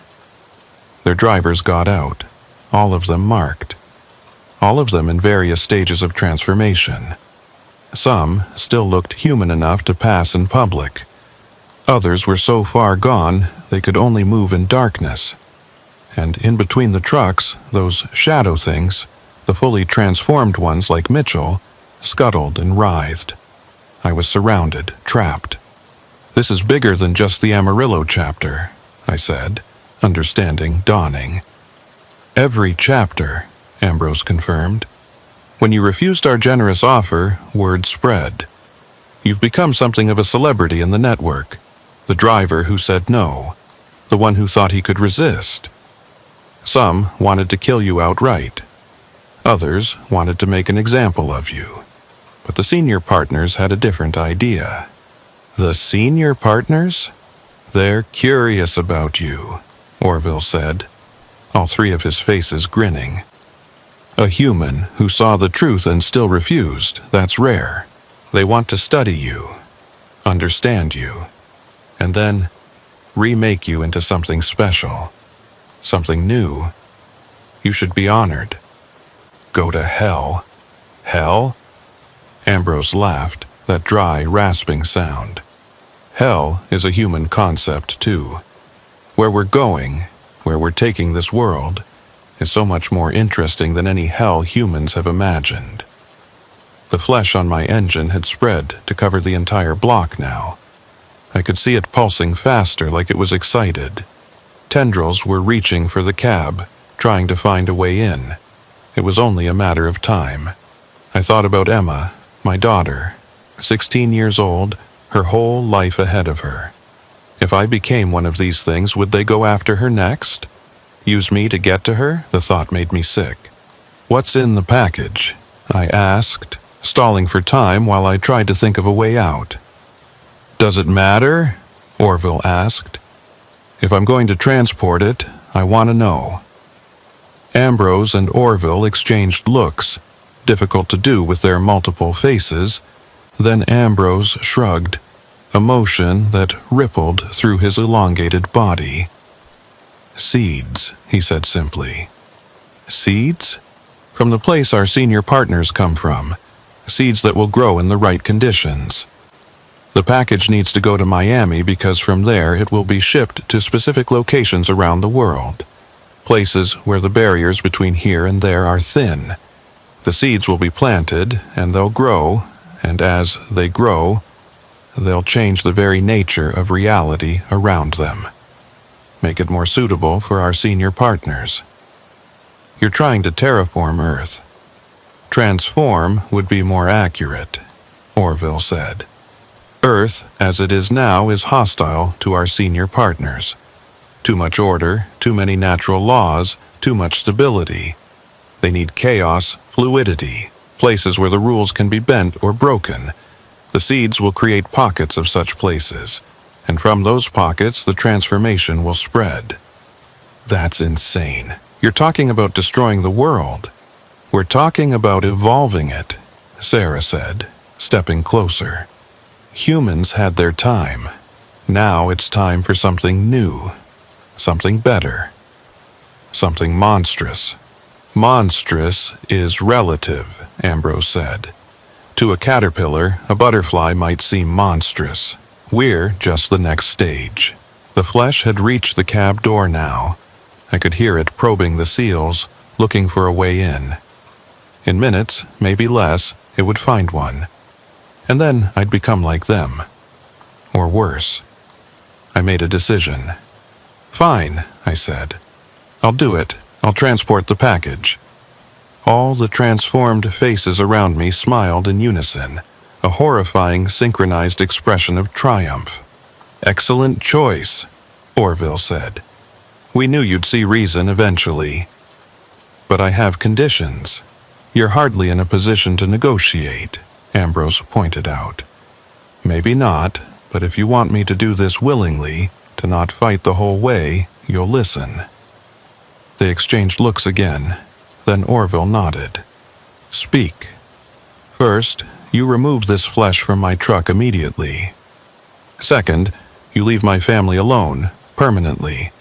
No contact, no surveillance, no accidents. Third, after I deliver the package, I'm done. No more contact with the network. I go my way, you go yours. The first two are acceptable, Ambrose said. The third. Once you've served the network, you're always part of it. But we can promise minimal contact. You won't be marked, you won't be transformed. You'll be an independent contractor. It wasn't what I wanted, but it was better than the alternatives. Deal. Orville made a gesture, and the flesh on my engine began to recede, pulling back like a time-lapse video of decay in reverse. Within minutes, it was gone, leaving my engine exactly as it had been, running perfectly. The package will be waiting for you in Detroit, Ambrose said. Miller's truck stop, off I-75.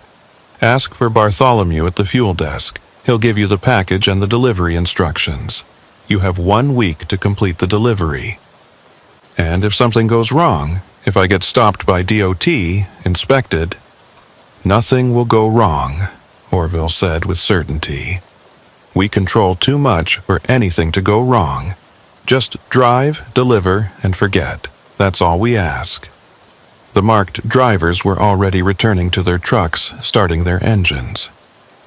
The show of force was over. They'd made their point.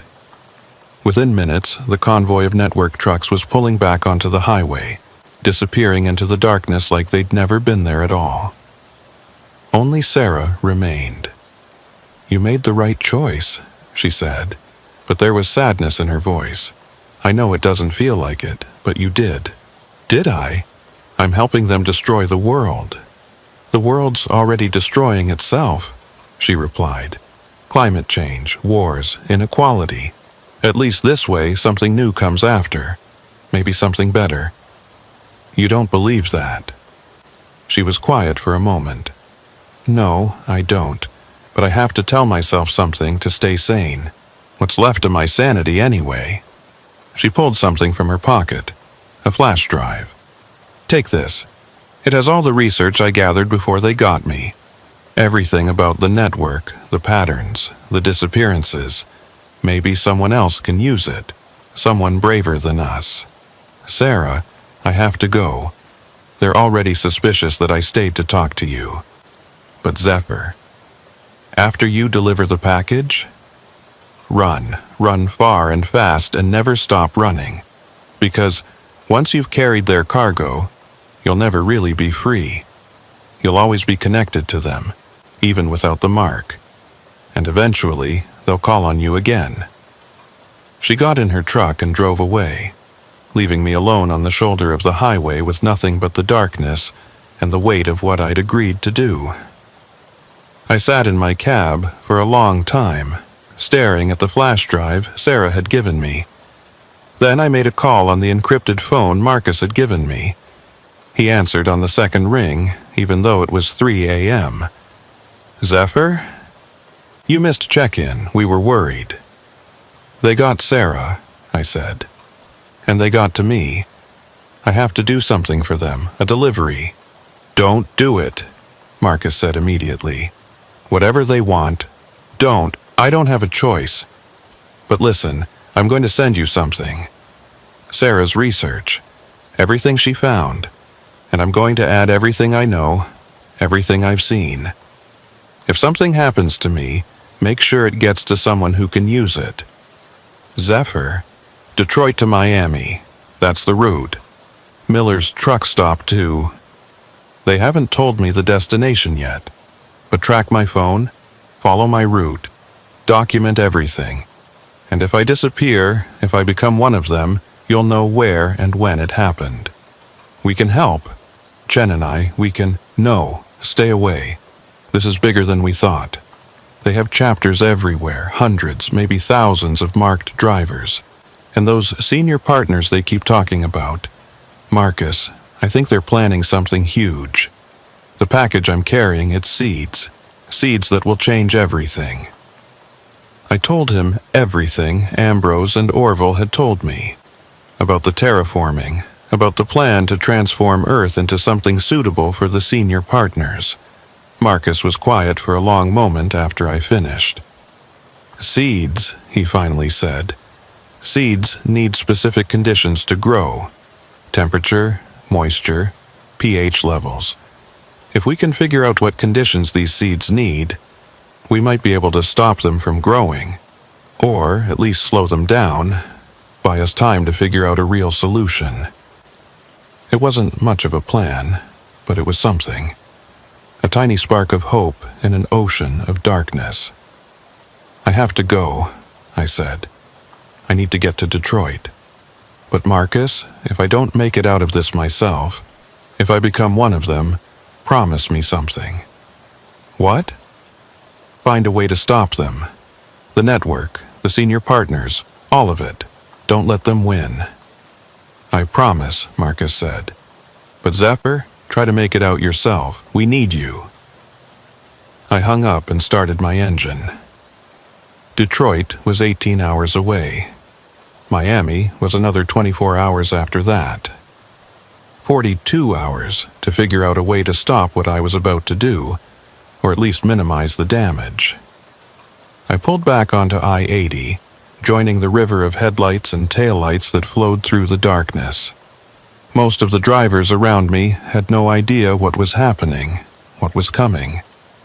They were just trying to make a living, hauling cargo from one place to another, keeping America's economy moving. They didn't know about the network, about the marks, about the things that waited at rest stops after dark. But I knew, and soon I'd be carrying the seeds of their destruction. The war for America's highways was over before it began. We'd lost. The network had won. All that was left was to try to minimize the damage, to save who we could, to document what happened so maybe future generations would understand how their world ended. My name is Zephyr, and I'm a truck driver. In 36 hours, I'll pick up a package in Detroit. In 60 hours, I'll deliver it to Miami. And then, I don't know what happens then. Maybe I run. Maybe I hide. Maybe I try to fight. Or maybe I just become another casualty in a war most people don't even know is happening. But before any of that, I'm going to document everything. Every mile, every stop, every detail.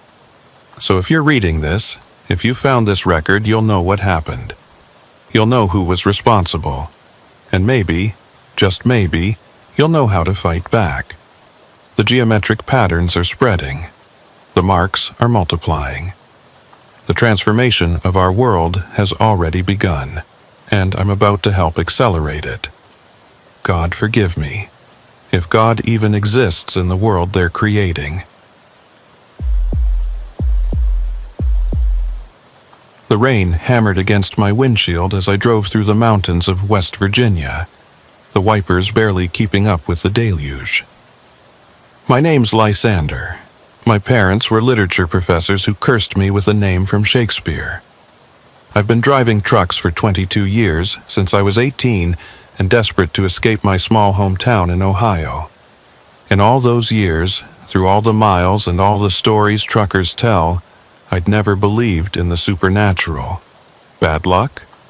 Sure. Coincidences that make you wonder? Absolutely. But ghosts, curses, haunted places? That was all bullshit as far as I was concerned. That changed on the night of November 8th, 2021, when I pulled into the abandoned rest area on Route 19, just south of Beckley. I shouldn't have been there at all. The rest area had been officially closed for 3 years. Budget cuts, the state said, though the locals told different stories if you got them drunk enough. But the storm had come out of nowhere, visibility dropping to maybe 10 feet, and I'd already passed 2 jackknifed semis. When I saw the old exit ramp, I took it without thinking. Better to wait out the storm in an abandoned rest area than to end up wrapped around a guardrail. The place was exactly what you'd expect from a facility that had been closed for 3 years. The parking lot was cracked, with weeds growing through the asphalt like nature was slowly reclaiming its territory.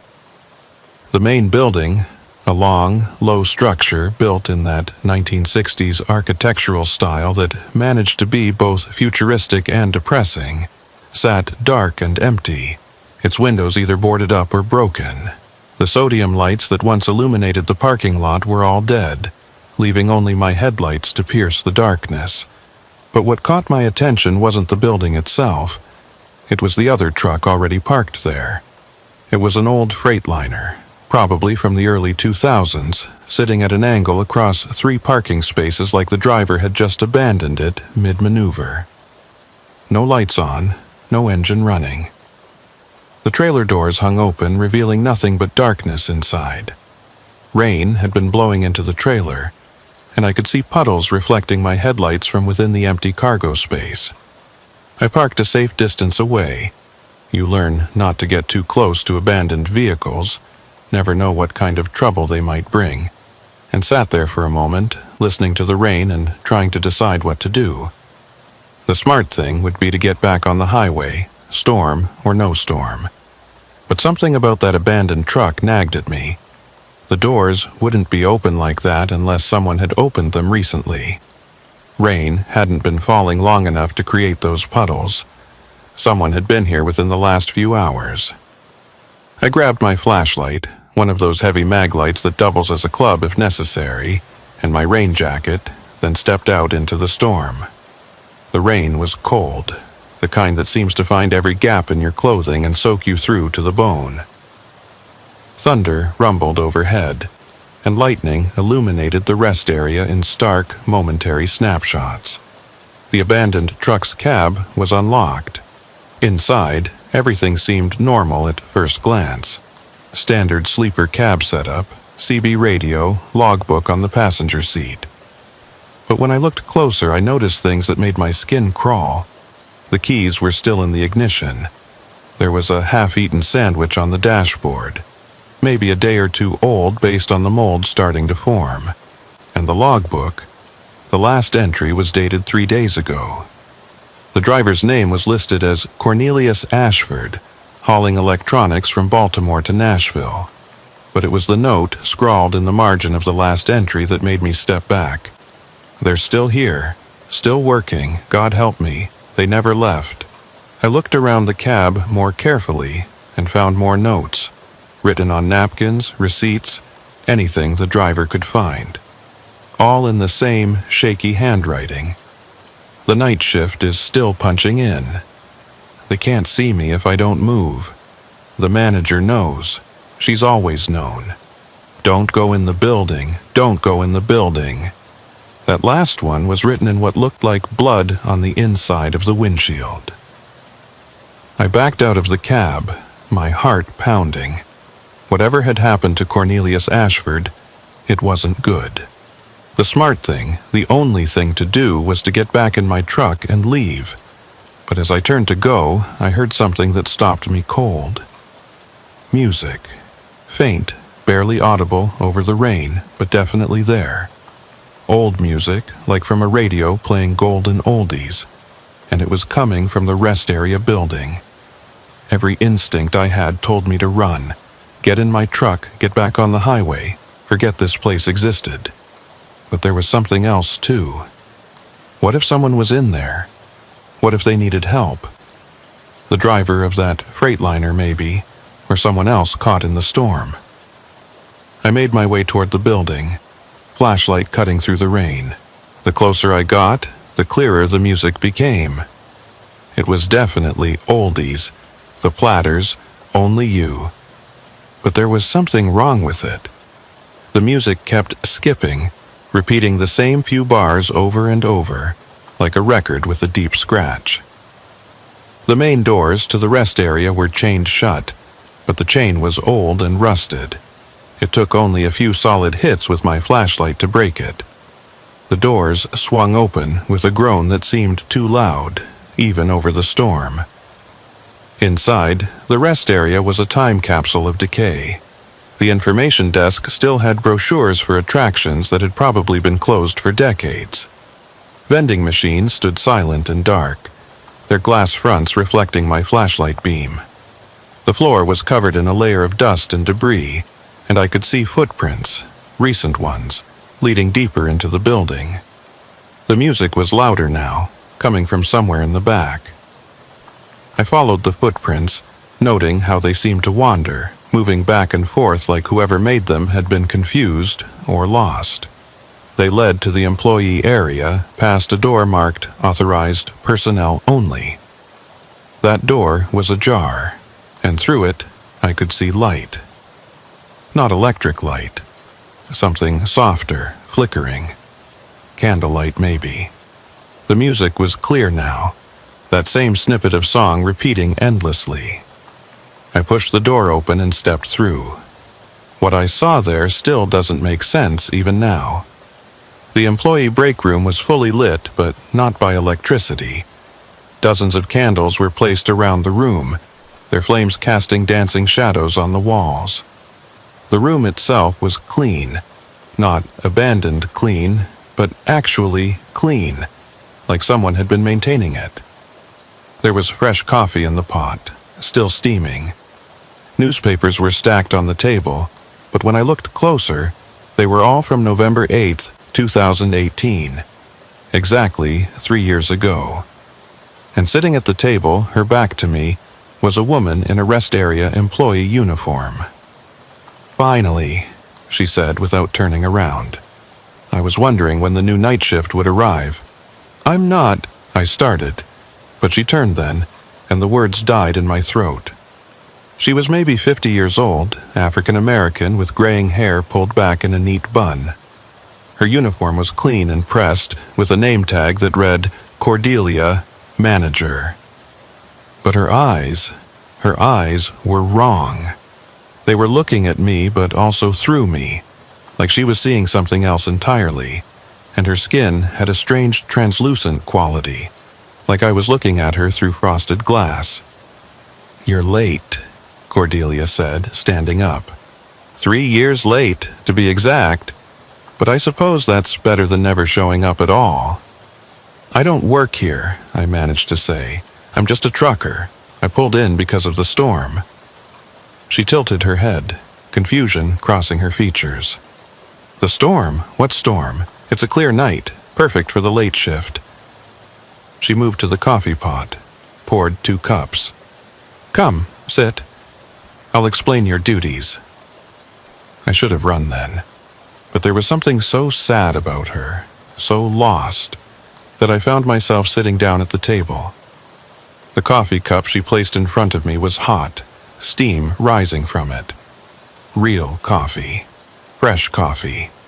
in a rest area that had been abandoned for 3 years. "How long have you been here?" I asked. "My whole life," she said, then frowned. "No, that's not right, since the night it happened. But that was just yesterday, wasn't it? Or was it longer?" She rubbed her temples, looking confused. "Time is strange here. It moves in circles. Always the same night, always November 8th. November 8th, 2018? Her eyes focused on me sharply. "Yes, the night they came to close us down, the night we refused to leave." "We?" "The night shift," she said. "All 7 of us. We'd worked here for years, decades in some cases. This place was our life.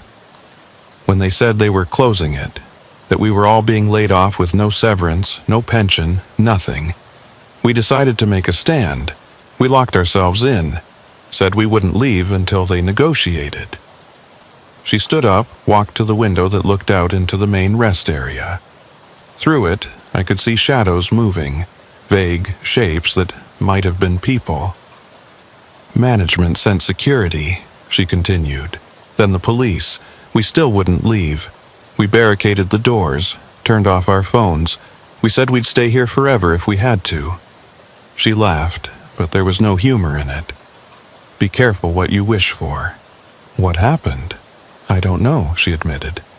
"One moment we were all here, unified in our protest. The next, something changed. The lights went out. When they came back on, everything was different. The police were gone, our cars were gone, the highway outside was empty, and we couldn't leave. Couldn't. Try to walk out the door, and you end up walking back in through another one. Drive away, and the road just curves back to the parking lot. We're stuck here, all of us, repeating the same shift over and over. November 8th, 2018, 11 p.m. to 7 a.m., every night. Forever. Thunder crashed outside, making the candles flicker. In that moment of shifting light, I saw them, the others. They stood in the doorway, 6 figures in rest area uniforms, all with that same translucent quality, all with those same wrong eyes. They stared at me with expressions of desperate hope. "But you're here now?"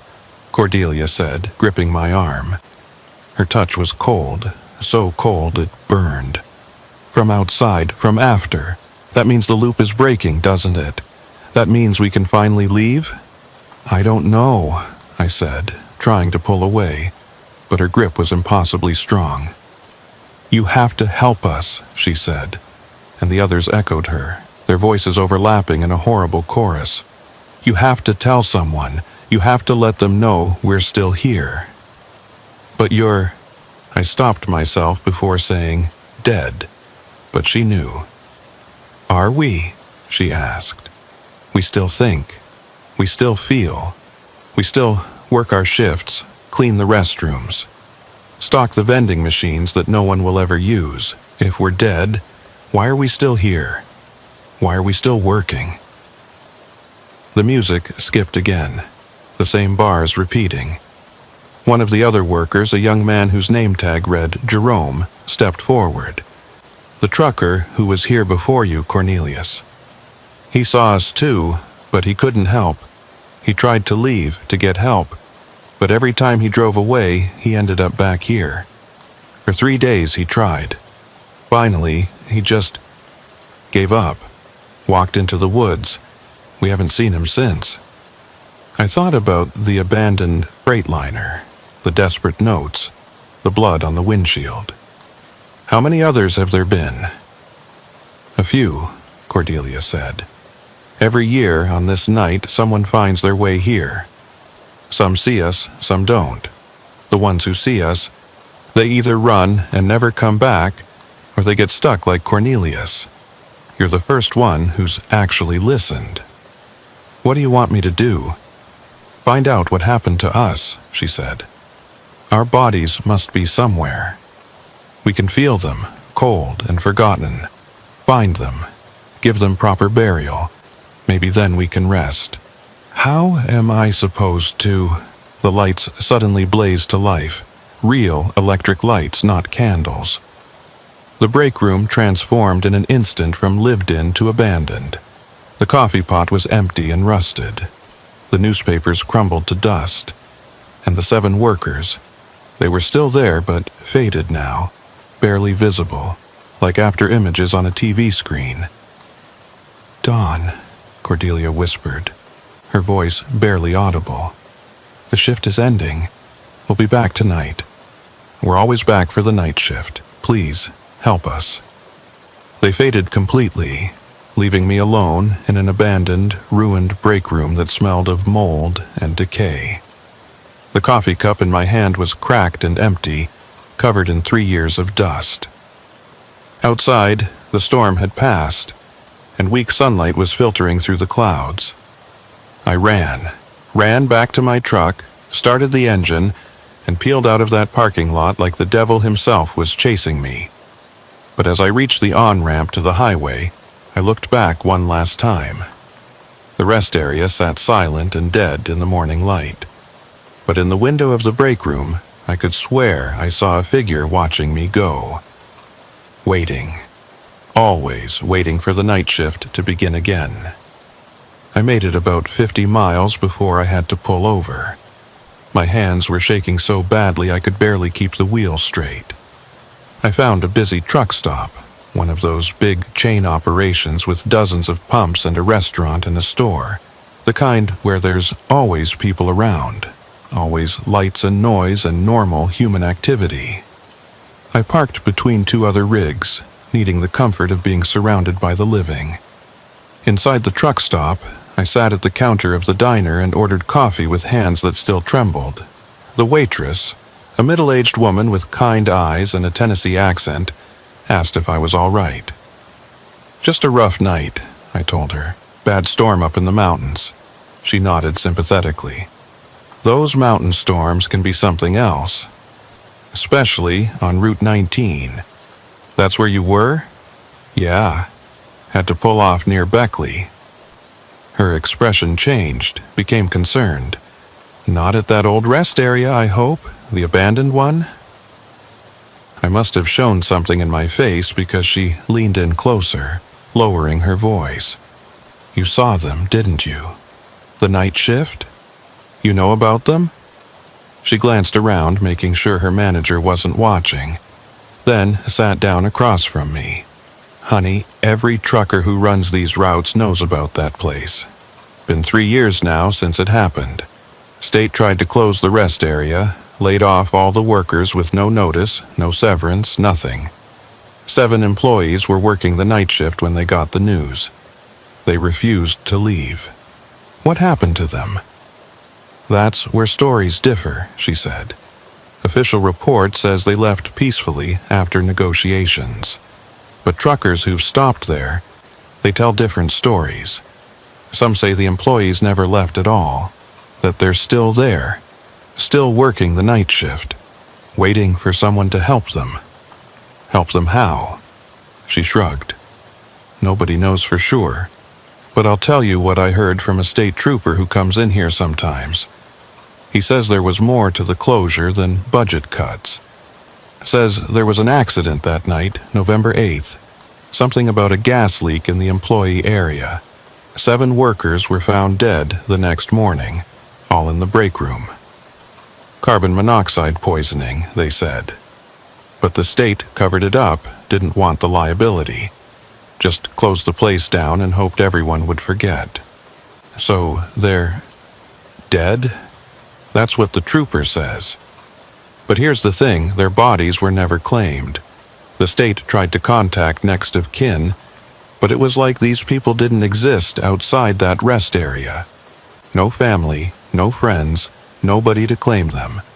So the state had them buried in some potter's field somewhere, unmarked graves. And maybe that's why they can't rest." I thought about Cordelia's words, about finding their bodies, giving them proper burial. Would there be records of where they were buried? The waitress gave me a long look.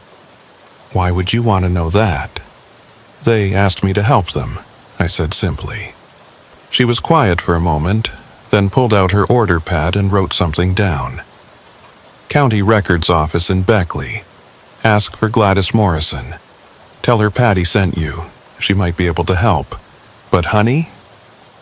She put her hand over mine. Be careful. Sometimes the dead ask for things the living can't give. I left the truck stop with a destination and a purpose, though I wasn't sure why I was doing this. Maybe because Cordelia's desperation had seemed so real, so human.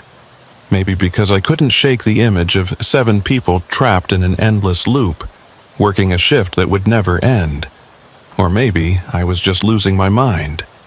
The Raleigh County Records Office was in a basement of a government building that had seen better days. Gladys Morrison turned out to be a thin, elderly woman with sharp eyes behind thick glasses. When I mentioned Patty and asked about the rest area employees, her expression became guarded. That's not public information, she said.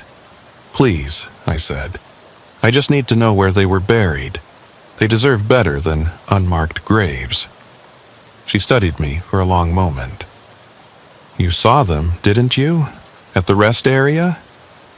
I nodded. She sighed and turned to an old computer. I shouldn't do this, but I was there that night. Not at the rest area, but at the hospital when they brought the bodies in. 7 people, all dead from carbon monoxide poisoning.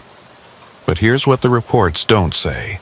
There wasn't any carbon monoxide in that room. The detector was working fine, showed normal levels. But all 7 were dead with all the symptoms of CO poisoning. How is that possible? It's not, she said simply. Unless they were poisoned somewhere else and moved there, or unless... She trailed off, shaking her head. Unless something else killed them. Something that just looked like carbon monoxide poisoning. She printed out a sheet of paper and handed it to me. Mountain View Cemetery on the outskirts of Beckley. Plot 47B through 47H. 7 unmarked graves. The state paid for basic burial, nothing more. No headstones, no markers, just numbers on a map. I thanked her and turned to leave, but she called me back. Young man, whatever they asked you to do, be careful. The dead don't always know what's best for them. And sometimes helping them means refusing their requests. It was mid-afternoon by the time I reached Mountain View Cemetery. It was an old place, probably dating back to the 1800s, with elaborate Victorian headstones near the entrance, giving way to simpler, more modern markers as you moved toward the back. Plot 47 was in the far corner, where the cemetery bordered on woods, the area reserved for indigents and unknowns. 7 graves, just as Gladys had said. No headstones, just small metal markers with numbers. No names, no dates, no indication that actual people lay beneath the earth. It seemed wrong, deeply wrong, that 7 people who had worked and lived and hoped could be reduced to just numbers in the ground. I stood there for a while, not sure what I was supposed to do. I'd found them, but now what? I didn't have the money or authority to have them exhumed and properly buried. I couldn't even afford headstones. You came. I turned around. A young man stood there wearing a gas station attendant's uniform. His name tag read Phineas, Night Manager. He had the same translucent quality as Cordelia, the same wrong eyes, but he was clearer somehow, more solid, even though it was still daylight. You can manifest during the day? Only here, Phineas said, looking down at the graves. This is where we really are.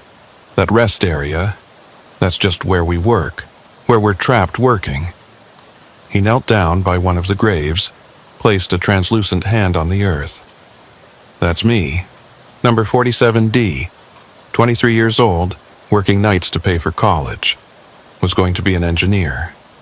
Phineas. What really happened that night? He stood up, and for a moment his form flickered like bad reception on an old TV. We were protesting. Peacefully. just sitting in the break room, refusing to leave. Then the state sent someone. Not police, not security. Someone else. A man in a suit who said he could resolve the situation. He had this briefcase with him, old-looking, covered in strange symbols. What did he do? He made us an offer. Said if we really wanted to stay at the rest area forever, he could arrange it. We thought he was being sarcastic, threatening us. We said yes, we'd stay forever if it meant fighting for what was right. He smiled and opened his briefcase. There was something inside, something that hurt to look at, like a piece of night sky that had been cut out and folded up. He unfolded it and Phineas's form started to break apart, pixels of light scattering like digital snow.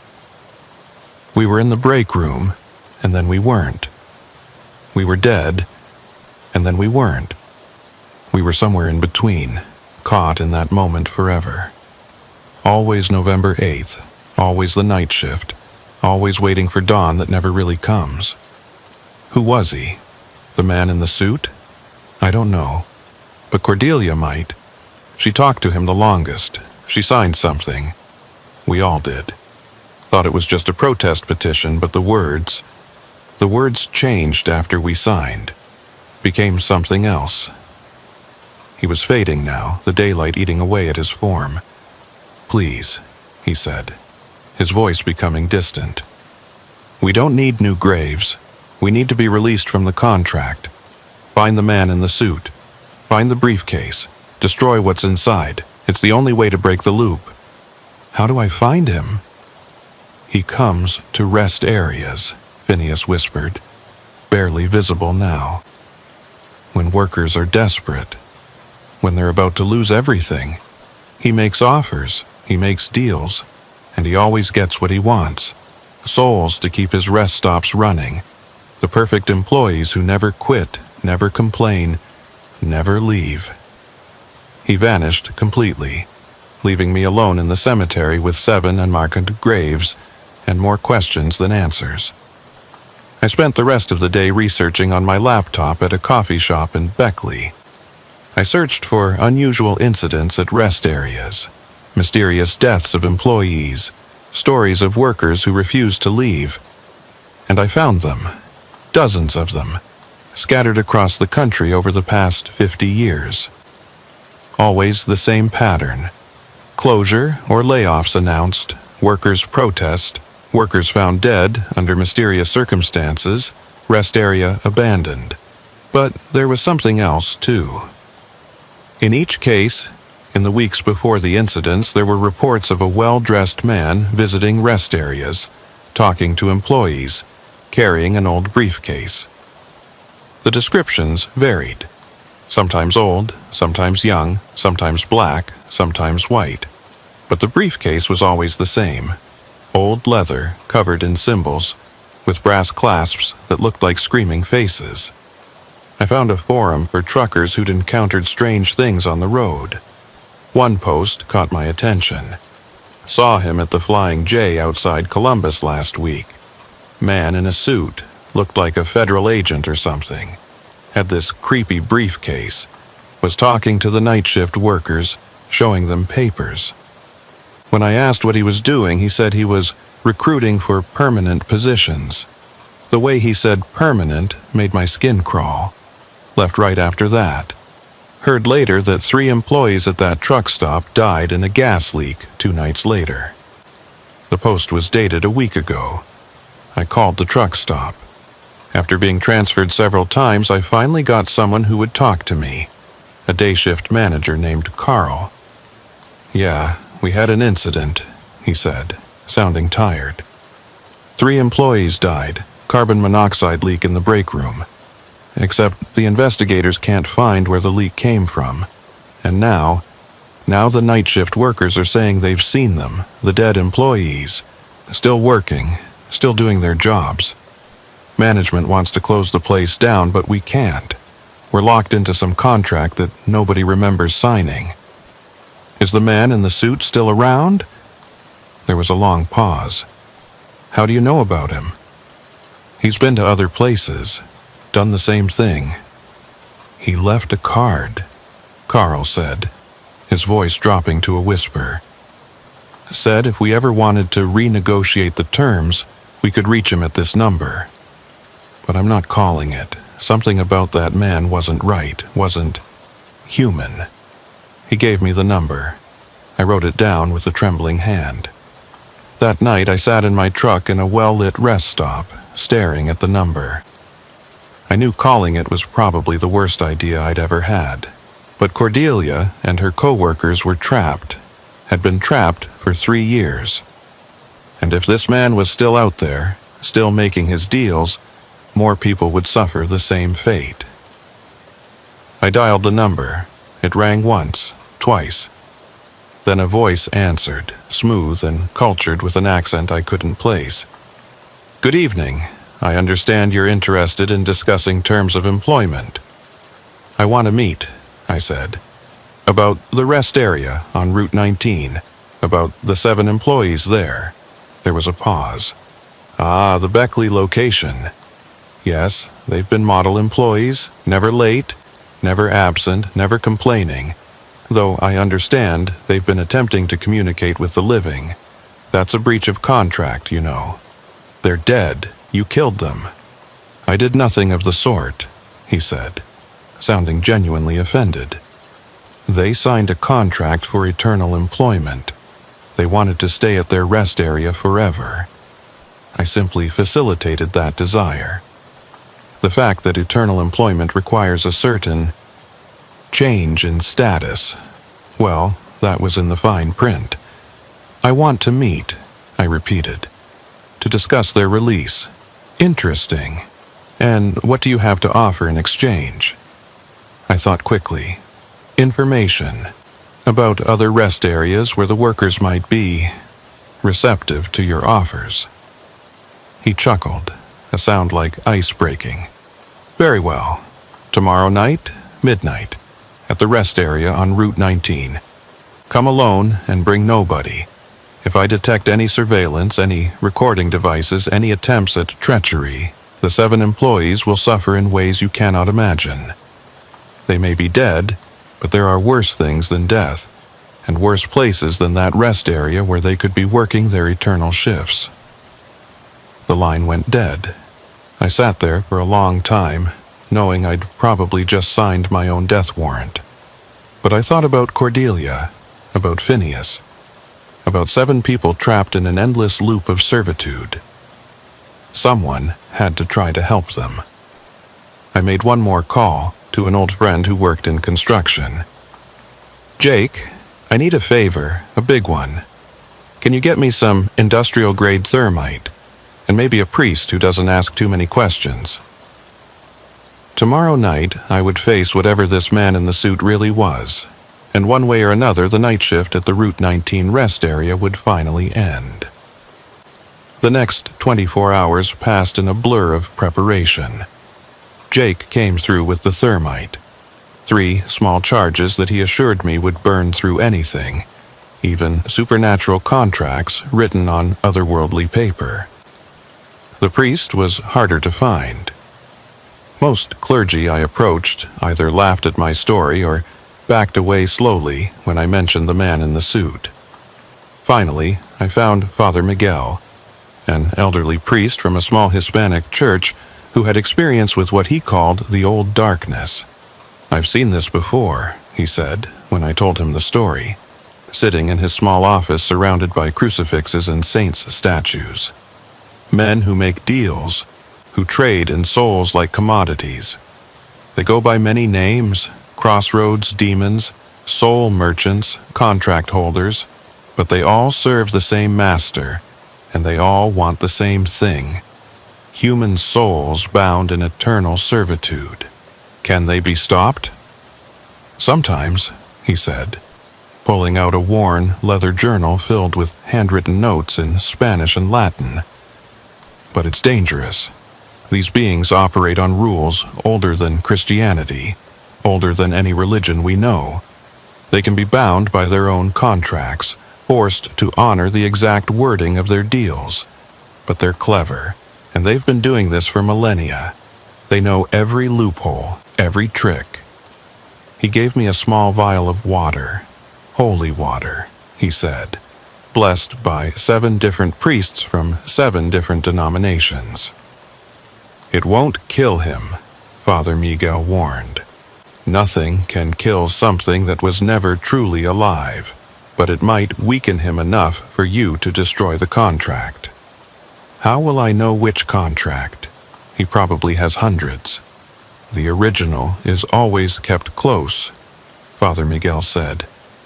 It will be in his briefcase, and it will call to those who signed it. The dead employees, if they manifest, will be drawn to it. Use that. Let them lead you to their own contract. I also made other preparations. I bought a small digital recorder and hid it in my boot. If the man in the suit could detect recording devices, hopefully he'd only find the obvious one in my pocket and miss the backup. I wrote letters to my ex-wife, to my daughter in college, to my brother in Seattle, explaining everything just in case I didn't make it back. I even recorded a video on my phone, uploaded it to a cloud service with a delayed release. If I didn't cancel it within 48 hours, it would be sent to every major news outlet and paranormal investigation group I could find. As darkness fell on November 9th, I drove back toward the abandoned rest area on Route 19. The weather was clear this time, stars visible through the windshield, but somehow that made it worse. At least the storm had given me an excuse to be there. Now I was walking into this with eyes wide open. The rest area looked different as I approached. Lights were on. Not just a few emergency lights, but the full array of sodium lamps that would have illuminated the place in its operational days. The parking lot was empty except for 3 vehicles. The abandoned Freightliner that still sat at its odd angle, my truck, and a black Lincoln Town Car that looked like it had rolled off the assembly line in 1950, but somehow appeared brand new. I parked and checked my watch. 11:45 p.m. 15 minutes early.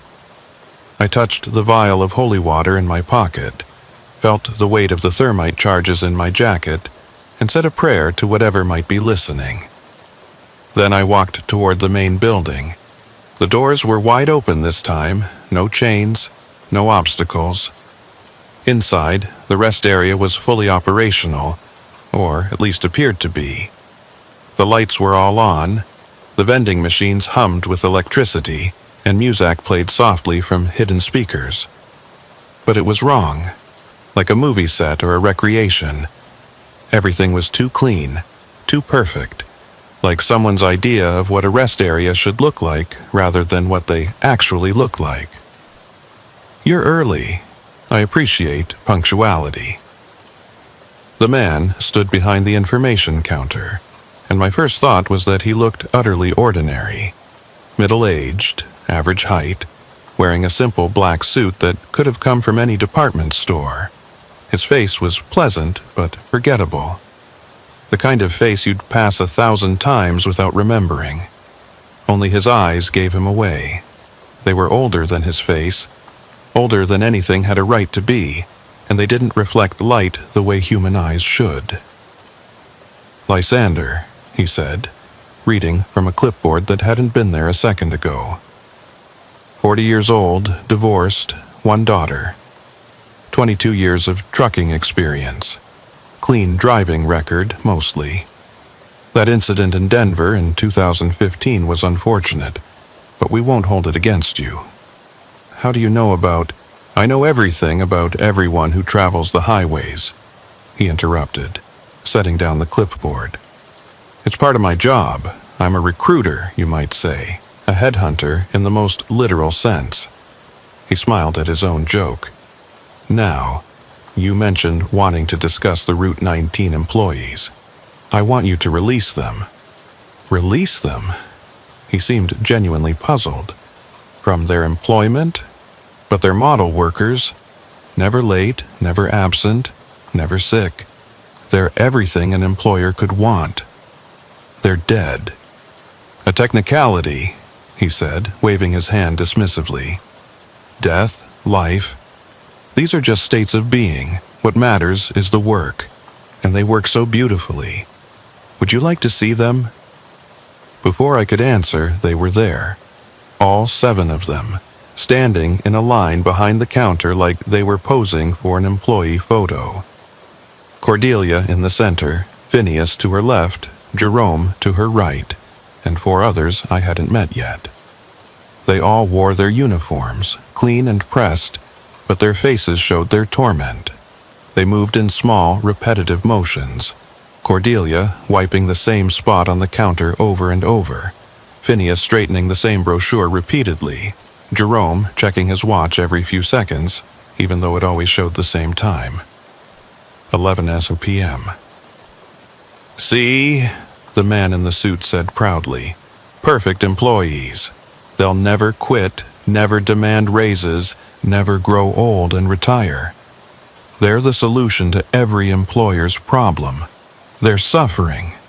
Are they?" He walked over to Cordelia, passed his hand through her translucent form.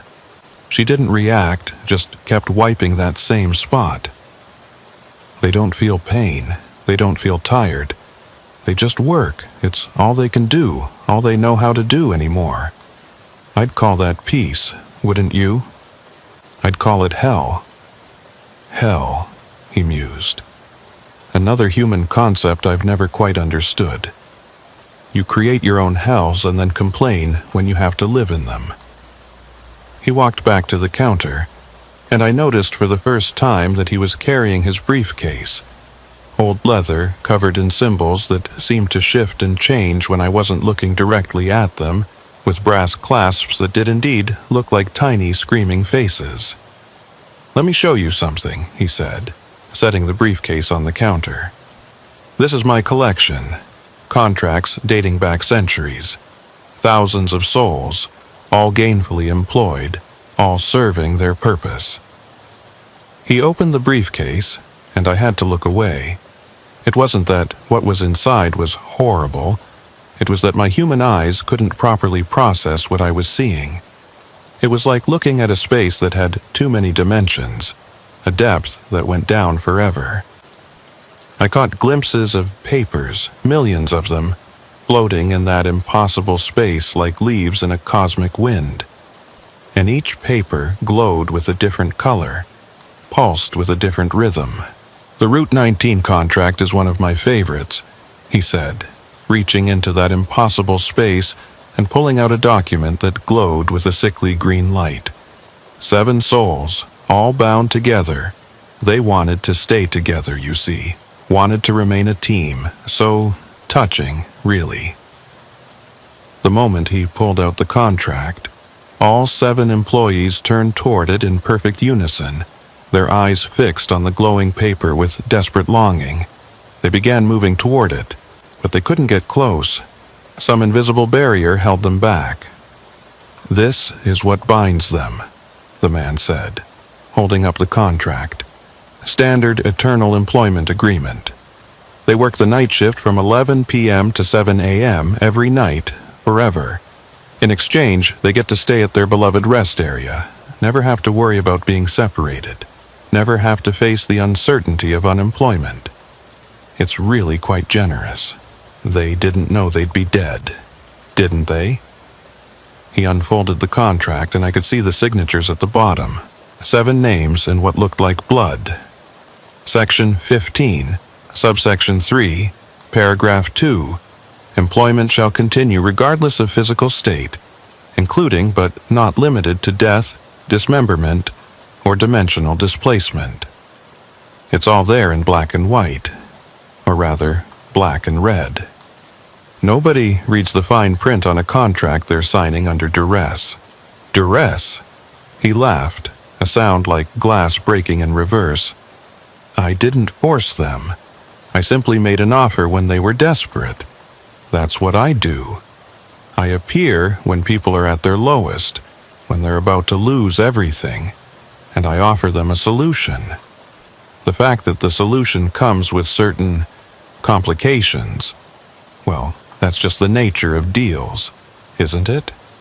"I want to make a deal," I said suddenly. He raised an eyebrow. "Oh?" Release them, and I'll take their place. 1 soul for 7. That's a good trade, right? The 7 employees all began shaking their heads violently, mouthing no over and over. But no sound came out. The man in the suit considered my offer, tilting his head like a bird examining a worm. Interesting proposition, he said. But you're not rest area material. You're a trucker, a wanderer. You wouldn't be happy confined to one location. Then what do you want? I asked. There has to be something. He smiled, and for the first time I saw his true face, just for a second, like a mask slipping. Underneath the pleasant, forgettable features was something ancient and terrible, something that had never been human and never wanted to be. What I want, he said, is what I already have. 7 perfect employees who will work forever. But, he paused, pretending to think. There might be one thing. You see, I'm always looking for new locations, new rest areas, truck stops, service plazas, places where desperate workers might be willing to sign my contracts. If you could provide me with, say, a dozen leads, places where layoffs are coming, where workers are about to lose everything, I might consider releasing these 7. You want me to help you trap more people? I want you to help me offer opportunities to those who need them, he corrected. Think of it as recruitment. You'd be doing them a favor, really. Instead of facing unemployment, homelessness, despair, they'd have eternal job security. As slaves. As employees, he insisted. There's a difference. I felt the weight of the thermite charges in my pocket. 3 small devices that Jake had promised would burn through anything. But I had to get close to the briefcase, had to be sure the contract would be destroyed. Can I see the contract? I asked. Before I decide? He held it out, but didn't let go when I reached for it. Just to look, he said. No touching. Contracts are delicate things. I leaned in, pretending to read the incomprehensible text that seemed to writhe and shift on the page. The 7 employees leaned in too, drawn to their contract like moths to a flame. And that's when I saw it. A second document underneath the first, older, written on what looked like human skin. What's that one? I asked, pointing. The man in the suit quickly covered it, but not before I saw part of the text. It wasn't in English, wasn't in any language I recognized, but somehow I could read it. Master Agreement, binding upon all subsidiaries. Violation nullifies all subordinate contracts. Nothing that concerns you, he said, closing the briefcase. But I'd seen the brass clasps up close now, and I realized they weren't decorative. They were locks, and locks could be broken. I need time to think, I said, backing away. This is a big decision. Of course, he said, checking a pocket watch that materialized in his hand. You have until dawn. That's 7 hours and 43 minutes. After that, my offer expires and these 7 remain in my employment forever.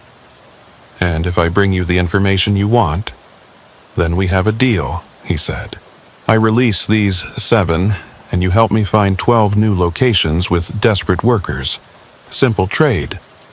I nodded and started to leave, but his voice stopped me at the door. Oh, and Lysander? If you're thinking of doing something foolish, like trying to destroy my briefcase or burn my contracts, remember that these 7 souls are bound to those documents. Destroy the contracts, and you destroy them. They won't be free. They'll simply cease to exist. No afterlife, no peace, just nothing. Is that really what you want for them? I looked back at the 7 employees. Cordelia met my eyes, and in them I saw not just desperation, but resignation. She knew what I was thinking, knew what I'd brought with me, and she was shaking her head. "Don't," she mouthed. "Not worth it." But Phineas was nodding, his young face set with determination. "Do it," he mouthed. "End this." The others were split, some nodding, some shaking their heads. They couldn't agree even on whether existence as slaves was better than no existence at all. I left the rest area and sat in my truck, the thermite charges feeling like they weighed 1,000 pounds in my pocket. The holy water Father Miguel had given me was warm against my chest, like it was reacting to the presence of something unholy, and the digital recorder in my boot was still running, having captured everything. I had 7 hours to make a decision that would affect 7 souls. Save them and condemn 12 other locations worth of workers to the same fate. Destroy them to prevent more contracts from being signed, or find some third option that I couldn't see yet. I pulled out my phone and called Father Miguel. It was nearly 1 a.m., but he answered on the first ring like he'd been waiting. "Did you see it?" he asked, without preamble. "The master agreement," I said. "Written on skin, if that's destroyed, all subsidiary contracts become void," he finished. "Yes, but getting to it would be nearly impossible. These beings guard their master agreements more carefully than anything else. It's the source of their power in this realm. What if I could get him to open the briefcase again? Then you'd have perhaps seconds to act, and he'd fight back with everything he has. These creatures, when cornered, can do terrible things. I've seen them turn people inside out, trap them in mirrors, send them to dimensions where physics doesn't work the way it should. Are you prepared for that?" I thought about the 7 employees, trapped in their eternal shift. Thought about the 12 locations the man in the suit wanted me to identify. The dozens or hundreds of workers who might sign contracts out of desperation. "I have to try," I said. "Then, God be with you," Father Miguel said. "And remember, the master agreement will be deeper in the briefcase than the others. You'll have to reach past the subsidiary contracts, past the recent acquisitions. Look for the oldest thing in there, the document that all the others are connected to. And when you find it, burn it. Burn it completely. Every last fiber. If even a piece survives, it can regenerate."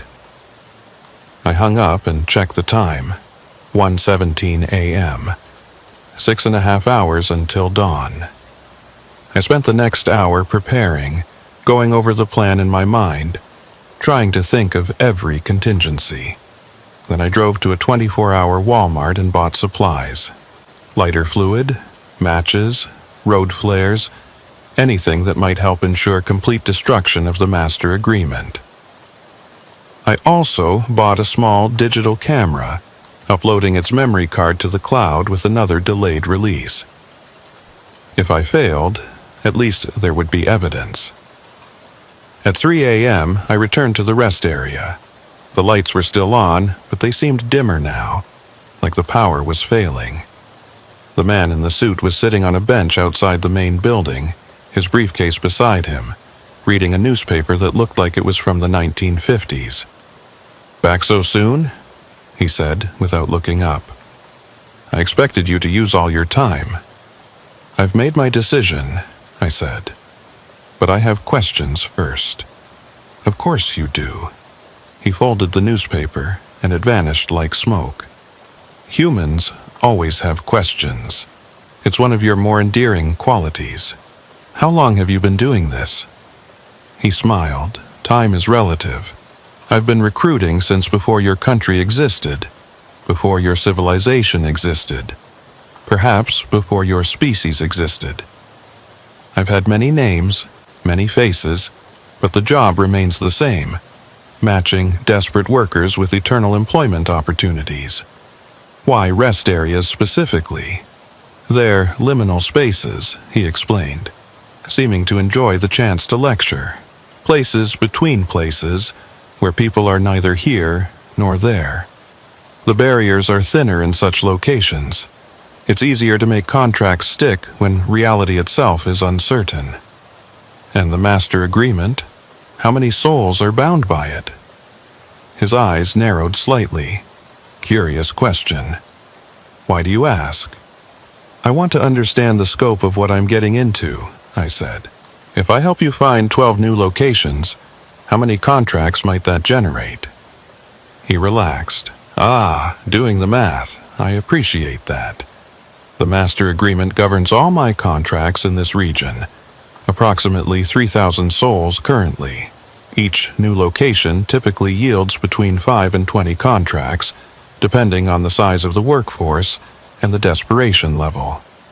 3,000, I repeated. All trapped like the 7 here. All gainfully employed, he corrected. Now, have you made your decision? I took a deep breath. Show me the contract again. I want to see exactly what I'm agreeing to. He smiled and opened the briefcase. Once again, I had to fight not to look away from that impossible space inside. The contracts floated in their dimensional pocket. Thousands of them, each glowing with the light of a trapped soul. He reached for the Route 19 contract, but I stopped him. No, I said. I want to see the terms of our deal. The new contract. You must have already drawn it up. His smile widened. Clever. Yes, I have. He reached deeper into the briefcase, past the floating contracts, and pulled out a fresh document that glowed with the silver light. Your agreement to provide 12 locations in exchange for the release of 7 souls. As he pulled it out, I saw my chance. The master agreement was visible, deeper in the briefcase, that ancient document written on human skin. It was connected to all the others by threads of light, like a spider web with it at the center. Can I hold it? I asked, reaching for the new contract. Of course, he said, handing it to me. You'll need to sign it, after all. The moment the contract touched my hands, I felt its power, cold and ancient, trying to worm its way into my mind. The text was clear now, written in English, spelling out exactly what I'd be agreeing to. But I wasn't reading it. I was watching the man in the suit, waiting for him to relax, to look away for just a second. It seems straightforward enough, I said, pretending to read. But this clause here about additional considerations. He leaned in to look where I was pointing, and I struck. Not at him, but at the briefcase. I dropped the contract and plunged both hands into that impossible space, reaching for the master agreement. The sensation was indescribable, like reaching into liquid nitrogen while being electrocuted. The contracts swirled around my arms, their text burning my skin like acid. No! The man in the suit roared, his human disguise falling away completely. What stood before me was something that had never been meant for human eyes, a writhing mass of shadow and light, with too many limbs and no face, just a void where features should be. But I'd reached the master agreement. My fingers closed on the ancient skin, and I pulled with all my strength. It resisted, the threads connecting it to the other contracts pulling tight. But the thermite charges in my pocket had broken when I lunged forward, the chemicals mixing, starting to heat up. The thing that had been the man in the suit grabbed me with appendages that weren't quite arms, lifting me off the ground. You fool! You'll destroy them all! Good, I gasped, my pocket now burning as the thermite ignited. I pressed my body against the briefcase, letting the burning chemicals fall into that impossible space. The effect was immediate and catastrophic. The thermite, burning at over 2,500 degrees Celsius, fell onto the contracts like white-hot rain. They began to burn, all of them, the flames spreading from one to another along those connecting threads. The master agreement in my hands caught fire, the ancient skin curling and blackening. The creature dropped me, reaching for its briefcase, trying to close it, to smother the flames. But thermite doesn't need oxygen to burn. It was eating through the contracts, through the briefcase itself, through the very fabric of whatever dimensional pocket held them. The 7 employees appeared, no longer translucent but solid, real. They were free of their positions behind the counter, free of their repetitive movements. But they were also fading. "Thank you," Cordelia said. And for the first time since I'd met her, she smiled. "We're free." "I'm sorry," I said. "I couldn't save you." "You did save us," Phineas said. "This is better than eternal servitude. We can rest now." One by one, they faded away, their faces peaceful for the first time. As they vanished, I heard something else. Thousands of voices, all expressing the same relief, the same gratitude. 3,000 souls, finally free from their eternal employment. The creature writhed and screamed, its form becoming more unstable as its contracts burned. "Do you have any idea what you've done?" it shrieked. "The agreements, the balance, thousands of years of work." "Good riddance," I said, pulling out the vial of holy water Father Miguel had given me. I threw it at the burning briefcase, and where the water hit, the flames turned white, burning even hotter. The creature made one last lunge at me, but its form was coming apart, unraveling like a sweater with a pulled thread. "This isn't over," it hissed. "There are others like me, other recruiters, other contracts. You've won nothing." "I've won tonight," I said. The briefcase exploded in a flash of light that temporarily blinded me.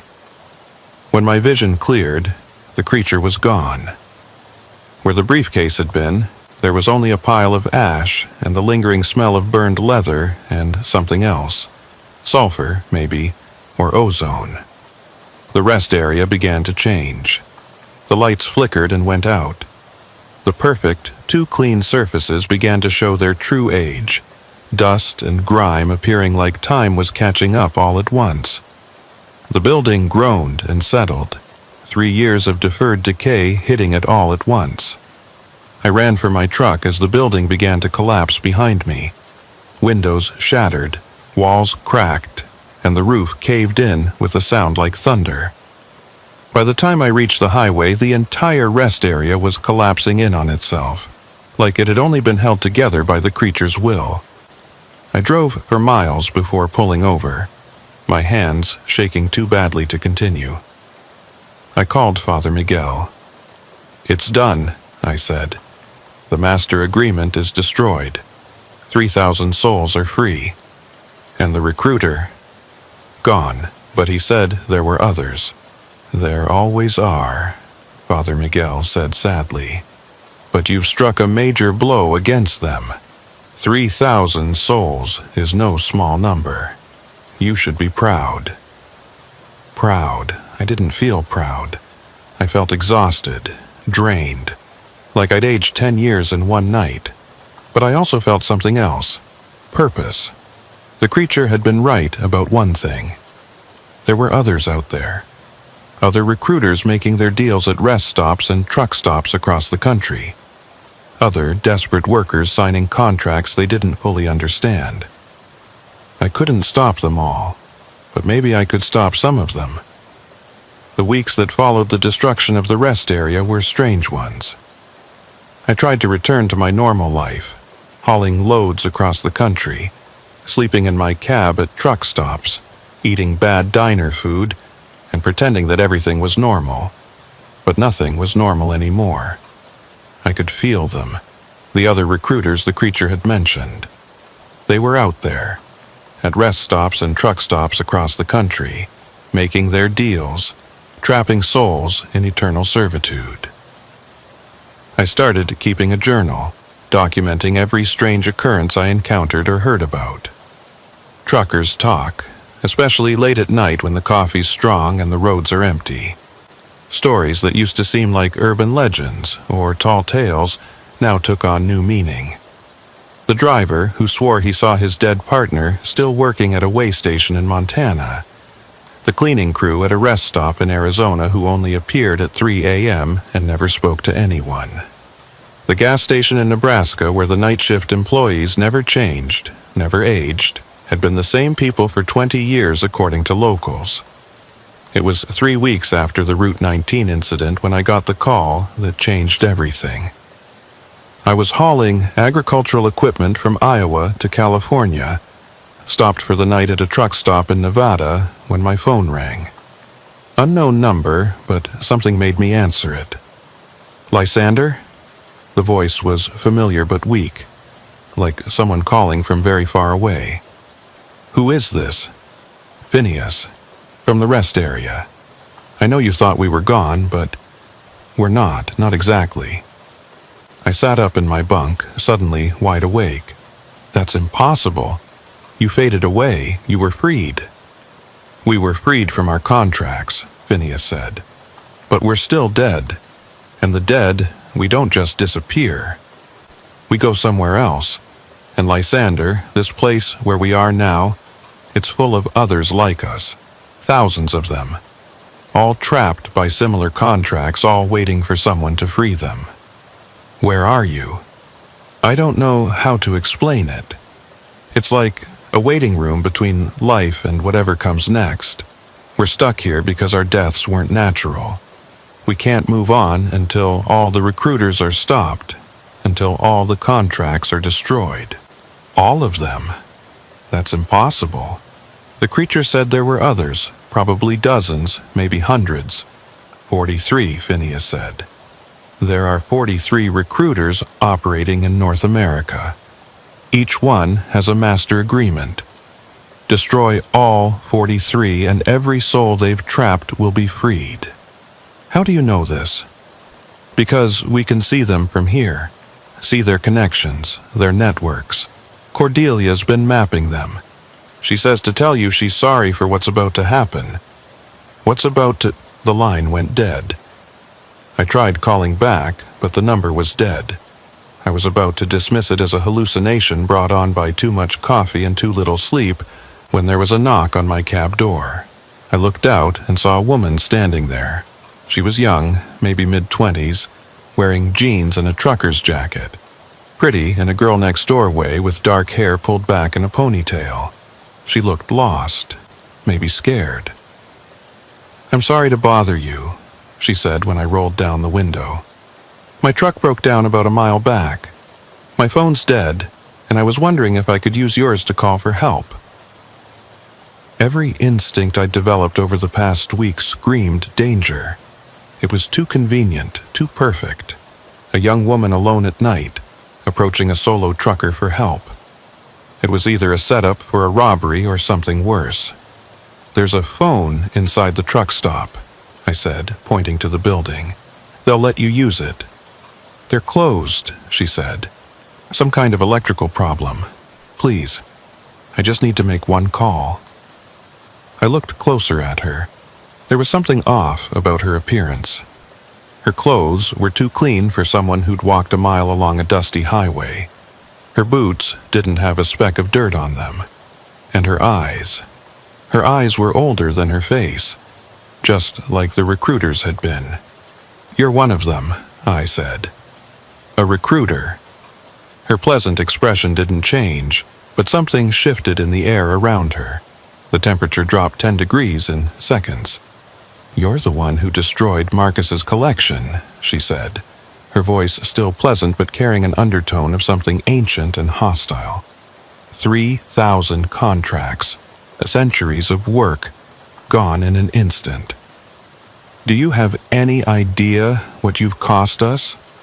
"Those were people, souls, not collectibles. They were agreements," she corrected. "Legal, binding agreements. And you destroyed them. That makes you a criminal in our eyes. Your laws don't apply to me, don't they?" She pulled out a document from her jacket. It looked new but felt old, the paper, or whatever it was, seeming to bend light around it. "This is a warrant for your soul, Lysander, signed by all 43 recruiters. You've been marked for collection." "I haven't signed anything." "You don't need to. By interfering with our business, You've entered our jurisdiction. The warrant is executable immediately." She smiled, and her teeth were perfect. Too perfect, like a dentist's demonstration model. "But I'm willing to make a deal. Surrender yourself willingly, and I'll make it painless. You'll work for me personally, driving special cargo between collection points. It's honestly not a bad job. Eternal employment, no need for food or rest, no aging or illness. Some would call it an upgrade. Some would call it slavery. Slavery implies you have no choice. I'm giving you a choice right now. Come willingly or be taken forcibly. Those are your options." I reached for the vial of holy water Father Miguel had given me, then remembered I'd used it all on the briefcase. But I still had things in the cab. Salt I'd started keeping for protection, iron filings, a silver cross my grandmother had given me years ago. I didn't know if any of it would work, but it was better than nothing. "I choose option 3, I said, grabbing the salt and throwing it at her through the window. Where the salt touched her, her human disguise flickered like a bad TV signal. Underneath was something that hurt to look at. Not monstrous like the first recruiter had been, but wrong in a different way. She was too beautiful, too perfect, like someone had tried to create the ideal human form but had forgotten what made humans actually human. Her skin was like porcelain, her features mathematically perfect, but there was nothing alive in that perfection. She brushed off the salt with mild annoyance. "Crude protections. Did you really think table salt would stop me?" "No," I said, starting the engine. "But it distracted you." I threw the truck in gear and floored it. The recruiter had to jump back to avoid being run over. Apparently, even supernatural contract holders could be hurt by 80,000 pounds of steel and momentum. I heard her shriek of rage as I pulled out of the truck stop, but I didn't look back. My phone rang immediately. I answered on Bluetooth while merging onto the highway. "Running won't help," the recruiter's voice said through the speakers. "The warrant has been issued. Every recruiter in North America will be looking for you. Every rest stop, every truck stop, every way station. You can't run forever." "Watch me," I said, hitting the air horn as I passed a slower vehicle. "You have no idea what you're dealing with," she continued. "We've been doing this since before your civilization existed. We've hunted souls across continents, across dimensions. You're just one human in a truck. One human who destroyed 3,000 of your contracts." There was silence for a moment, then, "That was luck." Marcus was old, complacent. He didn't expect resistance. We won't make the same mistake. The line went dead. I drove through the night, my mind racing. 43 recruiters. 43 master agreements. It seemed impossible, but Phineas had been specific about the number. And if the dead were really trapped until all the contracts were destroyed. My phone rang again. This time it was a number I recognized. Jake, my friend who'd supplied the thermite. "Lysander? Man, where are you?" "On I-80, heading west. Why?" "You need to get off the highway, now. I just had 3 people in suits come to my shop asking about you. They knew about the thermite. They knew everything. I didn't tell them anything, but they said they'd be back. Jake, listen to me. Get out of there. Leave town if you can. These people, they're not really people. They're dangerous. What have you gotten yourself into? Something big, something I can't walk away from. Just trust me and get somewhere safe. Somewhere public with lots of witnesses. Lysander, I have to go. Be safe." I took the next exit, getting off the main highway onto a state route. If they were watching the major highways, maybe I could avoid them on back roads. But even as I thought it, I knew it was futile. They'd find me eventually. The warrant, whatever that meant in their world, had been issued. I drove for another hour before I had to stop for fuel. I chose a small, independent station in a tiny town, the kind of place that might not be on their radar. The attendant was an old man who looked like he'd been working there since the station opened. "Evening," he said, as I paid for the diesel. "Long haul?" "You could say that." He studied me for a moment. "You look like you're running from something." "What makes you say that?" "Been working this station for 40 years. I've seen all kinds come through. The ones running from something, they have a look, checking their mirrors, jumping at shadows. You got that look." "Maybe I am running." He nodded slowly. "Well, if you're looking for a place to lay low, there's an old monastery about 20 miles north of here. Benedictine monks. They don't ask questions, and they have a tradition of offering sanctuary. Might be worth a visit." "Why are you telling me this?" He smiled, and for just a moment his eyes flashed gold. Not the cold, ageless eyes of a recruiter, but something else, something warm and protective. "Let's just say, not all of us non-humans are in the soul-collecting business. Some of us prefer to help." "You're not human?" "Haven't been for about 200 years. But unlike those contract holders you're running from, I chose my path freely.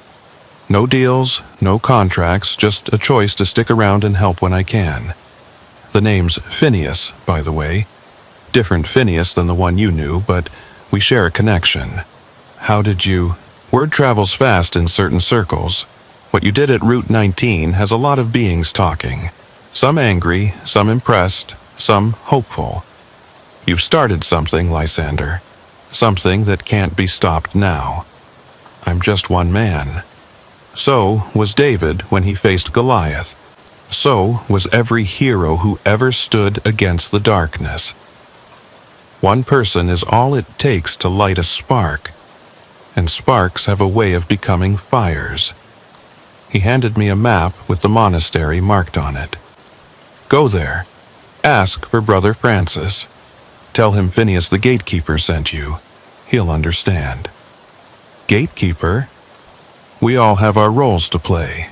Mine is to guard certain passages to help travelers find their way. Yours, it seems, is to be a breaker of contracts. Now go. They're about 3 hours behind you, but they're coming fast." I took the map and left, following the winding roads north toward the monastery. The road grew narrower as I climbed into the hills until I was navigating a path barely wide enough for my truck. My mirrors scraped against tree branches, and more than once I had to stop and reverse to make a turn. The GPS lost signal about halfway up, leaving me with just the hand-drawn map and my instincts. Finally, just as the sun was starting to rise, painting the mountains in shades of gold and crimson, I saw it. A collection of stone buildings perched on a hillside, looking like they'd grown from the mountain itself rather than being built. The architecture was ancient, European, completely out of place in the American wilderness. A bell tower rose above the other buildings, and I could hear the faint sound of chanting carried on the morning wind. The parking area was small, designed for cars rather than semis, but I managed to fit by jackknifing the trailer at an angle that took up most of the lot. As I climbed down from the cab, my legs shaky from the night's adrenaline, a monk in a brown robe was already walking toward me. He moved with purpose, but without hurry, like someone who had all the time in the world. He was older, maybe 70, with a face that managed to be both weathered and serene. His eyes were the kind that seemed to see through you, not in a judgmental way, but with understanding. "Brother Francis?" "Yes, my son, and you must be Lysander," Phineas called ahead. "He has a phone?" Brother Francis smiled. "He has his ways. Communication between guardians doesn't always require technology. Come, you look exhausted. We have a room prepared."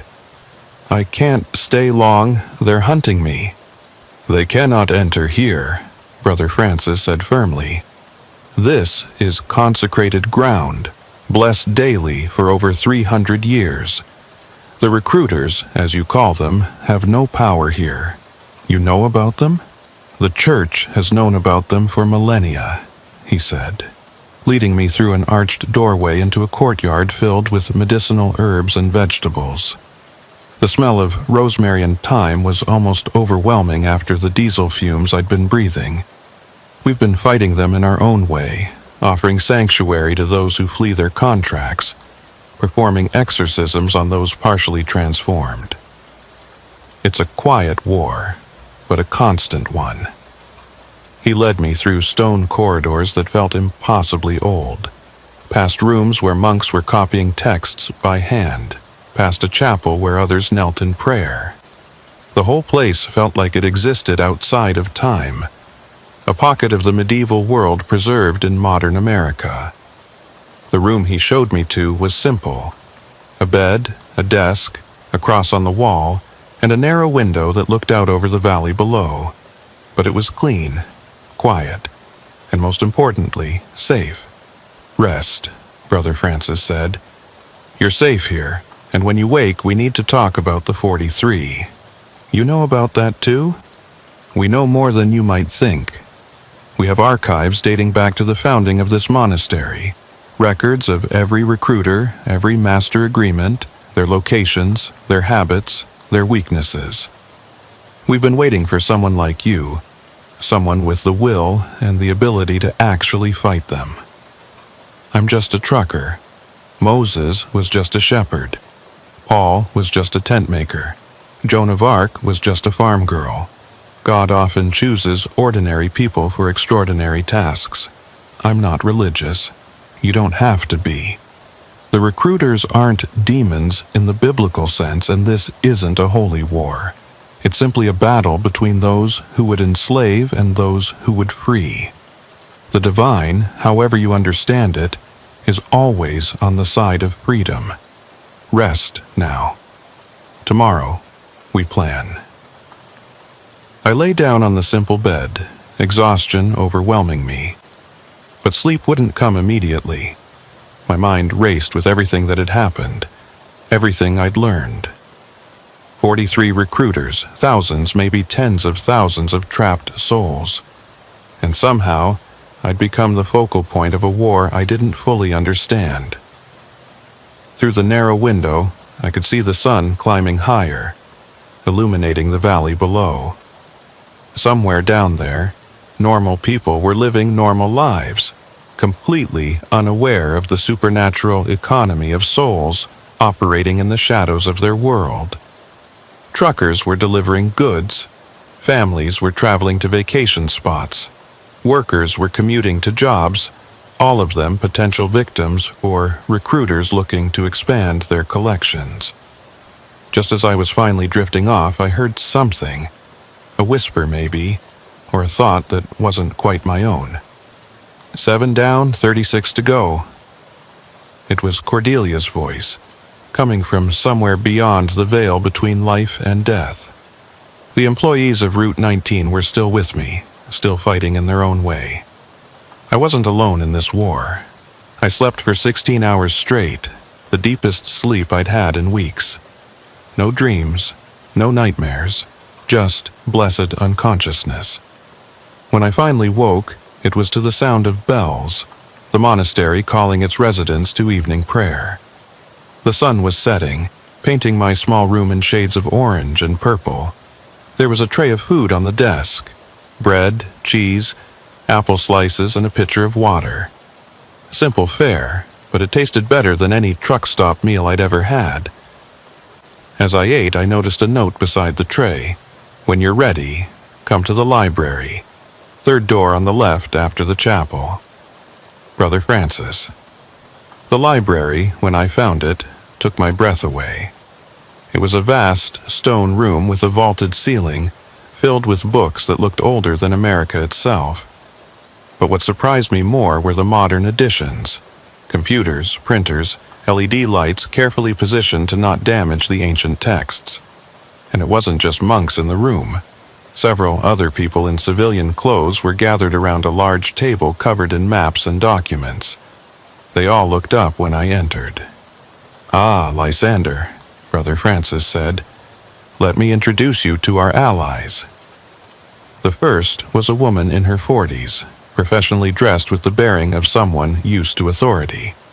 "Sarah Chen," she said, shaking my hand firmly. "Former FBI Special Cases Division. I encountered the recruiters during a missing persons investigation 3 years ago. 23 people vanished from a truck stop in Missouri. The Bureau closed the case, said they were runaways. I knew better." "How did you end up here?" Brother Francis found me after I started asking too many questions. The monastery has been a safe house for those fighting the recruiters for longer than you'd believe. The next introduction was a young man, maybe 25, with the pale complexion of someone who spent too much time indoors. Multiple laptops were open in front of him, their screens filled with code I couldn't understand. "Marcus Webb," he said, without looking up from his screens. "I know, unfortunate name given the circumstances. I'm a white hat hacker. Been tracking the recruiters' digital footprints for 2 years now. They think they're invisible online, but everyone leaves traces. They use technology?" He finally looked up, his eyes bright with the enthusiasm of someone discussing their passion. "Oh yes, they've adapted beautifully to the modern world. Digital contracts, cryptocurrency transactions for moving resources, encrypted communications networks. But old systems updated for new technology always have vulnerabilities." The last person at the table was a middle-aged Hispanic woman with silver streaking through her black hair and eyes that held depths of experience. Something about her felt familiar, though I was sure we'd never met. "Elena Rodriguez," she said, and her voice carried an accent I couldn't quite place. "I was recruited once. 20 years ago, I signed a contract when I was desperate, about to lose my home, my children. But the contract had a loophole. It was conditional on me completing certain tasks.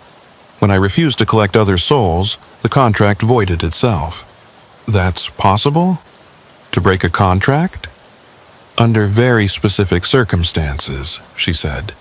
"The recruiters are bound by their own rules. They can't lie outright in their contracts. They mislead, they obscure, they hide truth in complexity, but the truth is always there if you know how to look. I've spent 20 years learning their language, their laws. I've helped 17 people find loopholes in their contracts. Only 17 out of how many thousands? Each soul freed is a victory," Brother Francis said gently. "But you're right. The loopholes are rare, difficult to find, and often require sacrifices that many can't make. That's why destroying the master agreements is so important. It's the only way to free everyone at once. So, how do we do it? How do we destroy 43 master agreements when they know I'm coming?" "We don't do it alone," Brother Francis said. He pulled out a map of North America, marked with 43 red pins.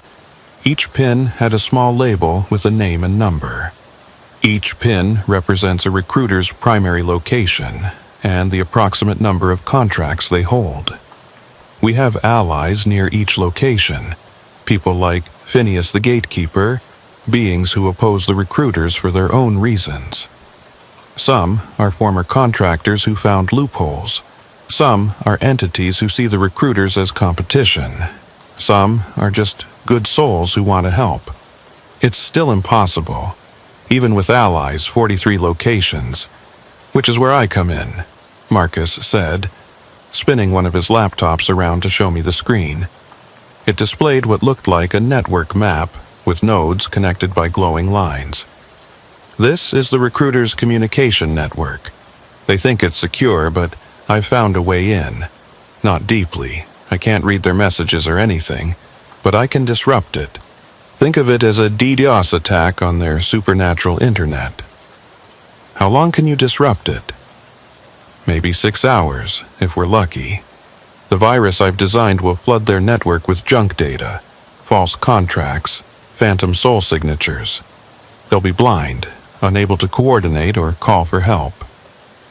6 hours to hit 43 locations? Not all 43, Sarah said, pulling out a tablet. "We've been doing risk assessment. If we can take out the 12 largest holders, the ones with over 5,000 contracts each, we'll free approximately 65% of all trapped souls. The remaining recruiters will be weakened, vulnerable. It would shift the balance of power dramatically." 12 teams hitting 12 locations simultaneously, Elena added. Each team equipped with materials that can destroy a master agreement, blessed thermite, holy water from multiple faiths, the dust of broken contracts. We've been gathering these materials for years. Who are these teams? Who's crazy enough to go up against recruiters directly? Brother Francis smiled. You'd be surprised how many people have been touched by the recruiters' evil. Truckers who've lost friends, families who've had loved ones disappear, religious leaders who've seen their congregants transformed. We have nearly 100 volunteers ready to act. They just needed someone to lead them, someone who's already proven it can be done. You want me to lead this? You destroyed Marcus, the original Marcus, not our young friend here. 3,000 souls freed in one night. You've already done what everyone thought was impossible. People will follow you. I stood up, walked to the window. The sun had fully set now and stars were beginning to appear.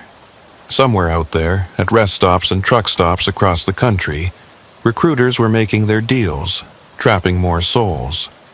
Every night I delayed was another night of contracts signed, lives destroyed. When? I asked. 3 days, Brother Francis said. The night of the new moon, when the veil between worlds is thinnest. The recruiters will be at their most powerful, but also their most vulnerable. Their connections to their contracts are strongest during the new moon, but that also means destroying a master agreement will have maximum impact. 3 days to prepare for war. The war's been going on for centuries, Elena said. 3 days to finally strike back. Over the next 3 days, the monastery transformed into a command center. More allies arrived hourly. The parking lot filled with vehicles, trucks, cars, motorcycles, even a few RVs. The dining hall became a briefing room. The chapel held special services for those who wanted spiritual preparation for what was coming. I met the team leaders, each one with their own story of loss and determination. There was Tommy, a former Marine who'd watched his entire squad sign contracts with a recruiter in Afghanistan, becoming eternal soldiers in a war that never ended. There was Rebecca, a rabbi from New York who'd seen her entire congregation vanish one Yom Kippur, all found dead the next morning, with contracts clutched in their hands. There was Muhammad, an imam from Detroit who'd been fighting recruiters for decades using prayers and rituals passed down through generations. My own team would tackle the largest target, a recruiter in Louisiana who held over 10,000 contracts. The recruiter operated out of an abandoned truck stop on Highway 61, the infamous Blues Highway, where legend said musicians sold their souls for talent. Turned out, those legends were more real than anyone imagined. With me would be Elena, Brother Francis, Tommy, a Navajo shaman named Joseph Crow, no relation to Joseph Crow Dog from my first encounter, and surprisingly, Phineas the gatekeeper himself. I've watched from the sidelines for 2 centuries, he said when he arrived. It's time to act. Besides, you'll need someone who can navigate the spaces between spaces. The Louisiana recruiter doesn't just operate in our reality. What does that mean? His truck stop exists in multiple dimensions simultaneously. What looks abandoned in our world is fully operational in others. We'll need to attack on multiple fronts, in multiple realities. That's where I come in. The plan was complex but elegant. At exactly 11 p.m. Eastern Time, Marcus would activate his virus, disrupting the recruiter's network. Simultaneously, 12 teams would breach 12 locations. Each team had primary and secondary objectives. Destroy the master agreement if possible, but if not, at least destroy or steal as many subsidiary contracts as they could. Even freeing a few hundred souls would be a victory. We had backup plans for backup plans, safe houses if things went wrong, medical teams standing by, both conventional doctors and those who knew how to treat supernatural injuries, legal teams ready to handle the inevitable cover-ups and investigations that would follow. The night before the operation, I couldn't sleep. I walked the monastery grounds, looking at the stars, thinking about how a simple decision to pull into a rest stop during a storm had led me here. That's when Cordelia appeared again, more solid than she'd been since her death. "We'll be with you," she said. "All of us who've been freed. We can't physically help, but we can guide you, warn you of dangers, maybe even distract the recruiters at crucial moments." "How many of you are there now?" 3,000 from Marcus's contracts, another few hundred from contracts that have been voided over the years. We're an army of the dead, Lysander, and we're all grateful to you. I just did what needed to be done. That's what heroes always say. She smiled sadly. "You know you might not survive tomorrow night." "I know. Any regrets?" I thought about it. Just one. I wish I'd understood sooner. How many contracts could have been prevented if I'd started this fight 3 weeks earlier? You started when you were ready. When the universe was ready. Everything happens when it's supposed to. Do you really believe that? I have to. Otherwise, my death, our enslavement, all of it was meaningless. But if it led to this moment, to the chance to free thousands, then maybe it was worth it. She started to fade as the first rays of dawn touched the mountains. "Lysander, when you get to Louisiana, look for the blue door. That's the entrance to the between spaces. And remember, in there, reality is negotiable. Don't trust what you see, trust what you feel." She vanished, leaving me alone with the dawn and the weight of what was coming. In 18 hours we would strike. 12 locations, 12 master agreements, potentially tens of thousands of souls freed. It was impossible, insane, probably suicidal. But then again, I was just a trucker who'd seen something I couldn't unsee, learned truths I couldn't unlearn. Sometimes that's all it takes. One person in the wrong place at the right time, willing to do what needs to be done. The final briefing was at 6 p.m.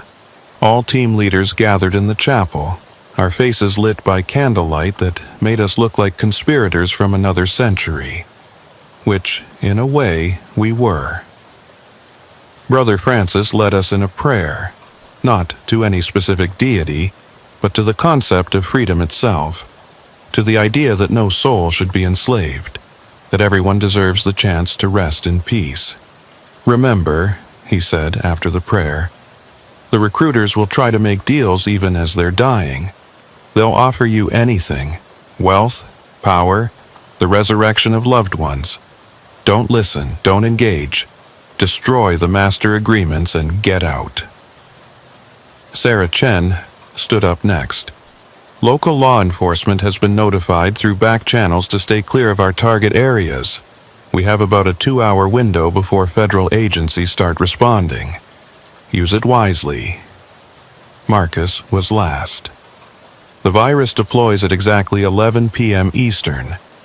You'll know it's working when the recruiters start panicking. They've never been cut off from their network before. It'll be like suddenly going blind and deaf. That's your moment to strike. We synchronized our watches, old analog ones that couldn't be hacked or disrupted. We checked our equipment one last time. Holy water, blessed by 7 faiths. Thermite charges mixed with sacred salt. Iron filings from meteorites. Silver crucifixes, Hindu yantras, Islamic talismans, Buddhist prayer wheels, every tradition represented, because nobody knew which might work against beings that predated all religions. At 9 p.m., we loaded into our vehicles. My team took 2 trucks, my Peterbilt and a rented box truck loaded with additional supplies. The drive to Louisiana would take us just under 2 hours, putting us on site right at 11 p.m. As we drove south, I thought about the truckers still on the roads, unaware of what was about to happen. Would they notice? Would they feel it when thousands of souls were suddenly freed? Or would it pass unnoticed, just another night on the endless highways of America? "You're thinking too much," Elena said over the CB radio from the box truck. "Hard not to.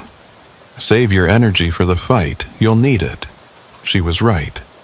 In less than 2 hours, I'd face a recruiter who'd been collecting souls for possibly centuries. A being with power I couldn't fully understand, in a place that existed in multiple dimensions simultaneously. And somehow, I had to destroy its master agreement and free 10,000 souls. Just another night in the life of a trucker turned supernatural warrior.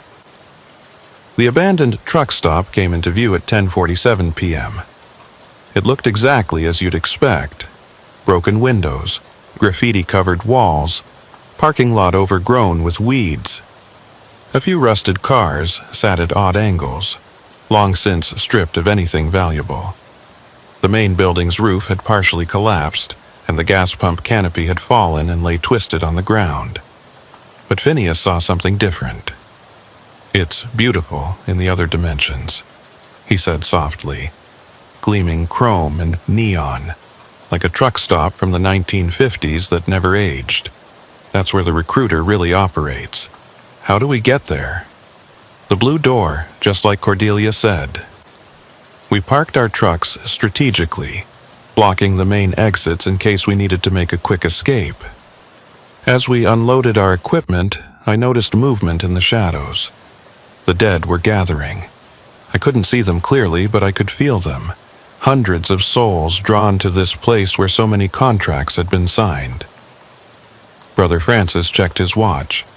10:58. Get ready. We approached the building carefully. The blue door Cordelia mentioned was barely visible. A service entrance painted a faded blue that seemed to shimmer slightly in the moonlight. Phineas touched it gently, and his hand passed through like it was water. "This is it. The entrance to the between spaces. Once we go through, stay together. The dimensions can shift, try to separate us. Hold on to each other if necessary." "1 minute," Brother Francis said. We formed a line, each person holding on to the one in front. I was first, with Phineas right behind me to guide. My hand tightened on the bag containing our weapons against the supernatural. 30 seconds. I could hear my heartbeat, feel the weight of what we were about to do. 10 seconds. Somewhere, 11 other teams were preparing to breach their targets. 5, 4, 3, 2, 1. Church bells rang somewhere in the distance, marking 11 p.m., and in that moment, I felt it. A ripple through reality as Marcus's virus deployed. The air itself seemed to shudder. From inside the building came an inhuman shriek of rage and confusion. "Now!" I shouted, and plunged through the blue door. The sensation was indescribable, like falling up while standing still, like being turned inside out while remaining whole. For a moment, I existed in multiple dimensions simultaneously, seeing the truck stop as it was, as it had been, and as it could be, all overlapping in impossible ways. Then we were through, standing in a truck stop that belonged in a Norman Rockwell painting if Norman Rockwell had painted nightmares. Everything was too bright, too clean, too perfect. The floors reflected light that had no source. The walls showed ads for products that had never existed. And behind the counter stood the recruiter. It was massive, at least 8 feet tall, wearing the uniform of a truck stop manager but stretched over a frame that was wrong in every proportion. Its face was a constantly shifting mass of features, never quite settling on one appearance, and its hands. It had too many hands, all of them holding different contracts, shuffling them like cards. "You," it said in a voice like grinding gears. "You're the one who killed Marcus. I'm the one who freed his victims," I corrected. Semantics. It tried to reach for something, presumably its communication device, but nothing happened. The confusion on its shifting face was almost comical. "What did you do?" "Cut you off," I said. "No network, no backup, just you and us. You think you can destroy me? I've been collecting souls since before your country existed. I have 10,000 contracts." "Had," Elena corrected, pulling out a vial of the broken contract dust. "Past tense." The recruiter laughed, a sound like breaking glass. "You think your little tricks will work on me? I exist in 17 dimensions simultaneously. You're seeing barely a fraction of my true form." That's when Phineas stepped forward, and his human disguise fell away. What stood in his place was something that made even the recruiter step back. Phineas, the gatekeeper, was revealed, a being of pure light and shadow, with wings made of doorways and eyes that saw into every possible dimension. 17 dimensions? Phineas said, his voice echoing from everywhere at once. How quaint. I guard the passages between hundreds, and in all of them you're about to burn. The battle was joined.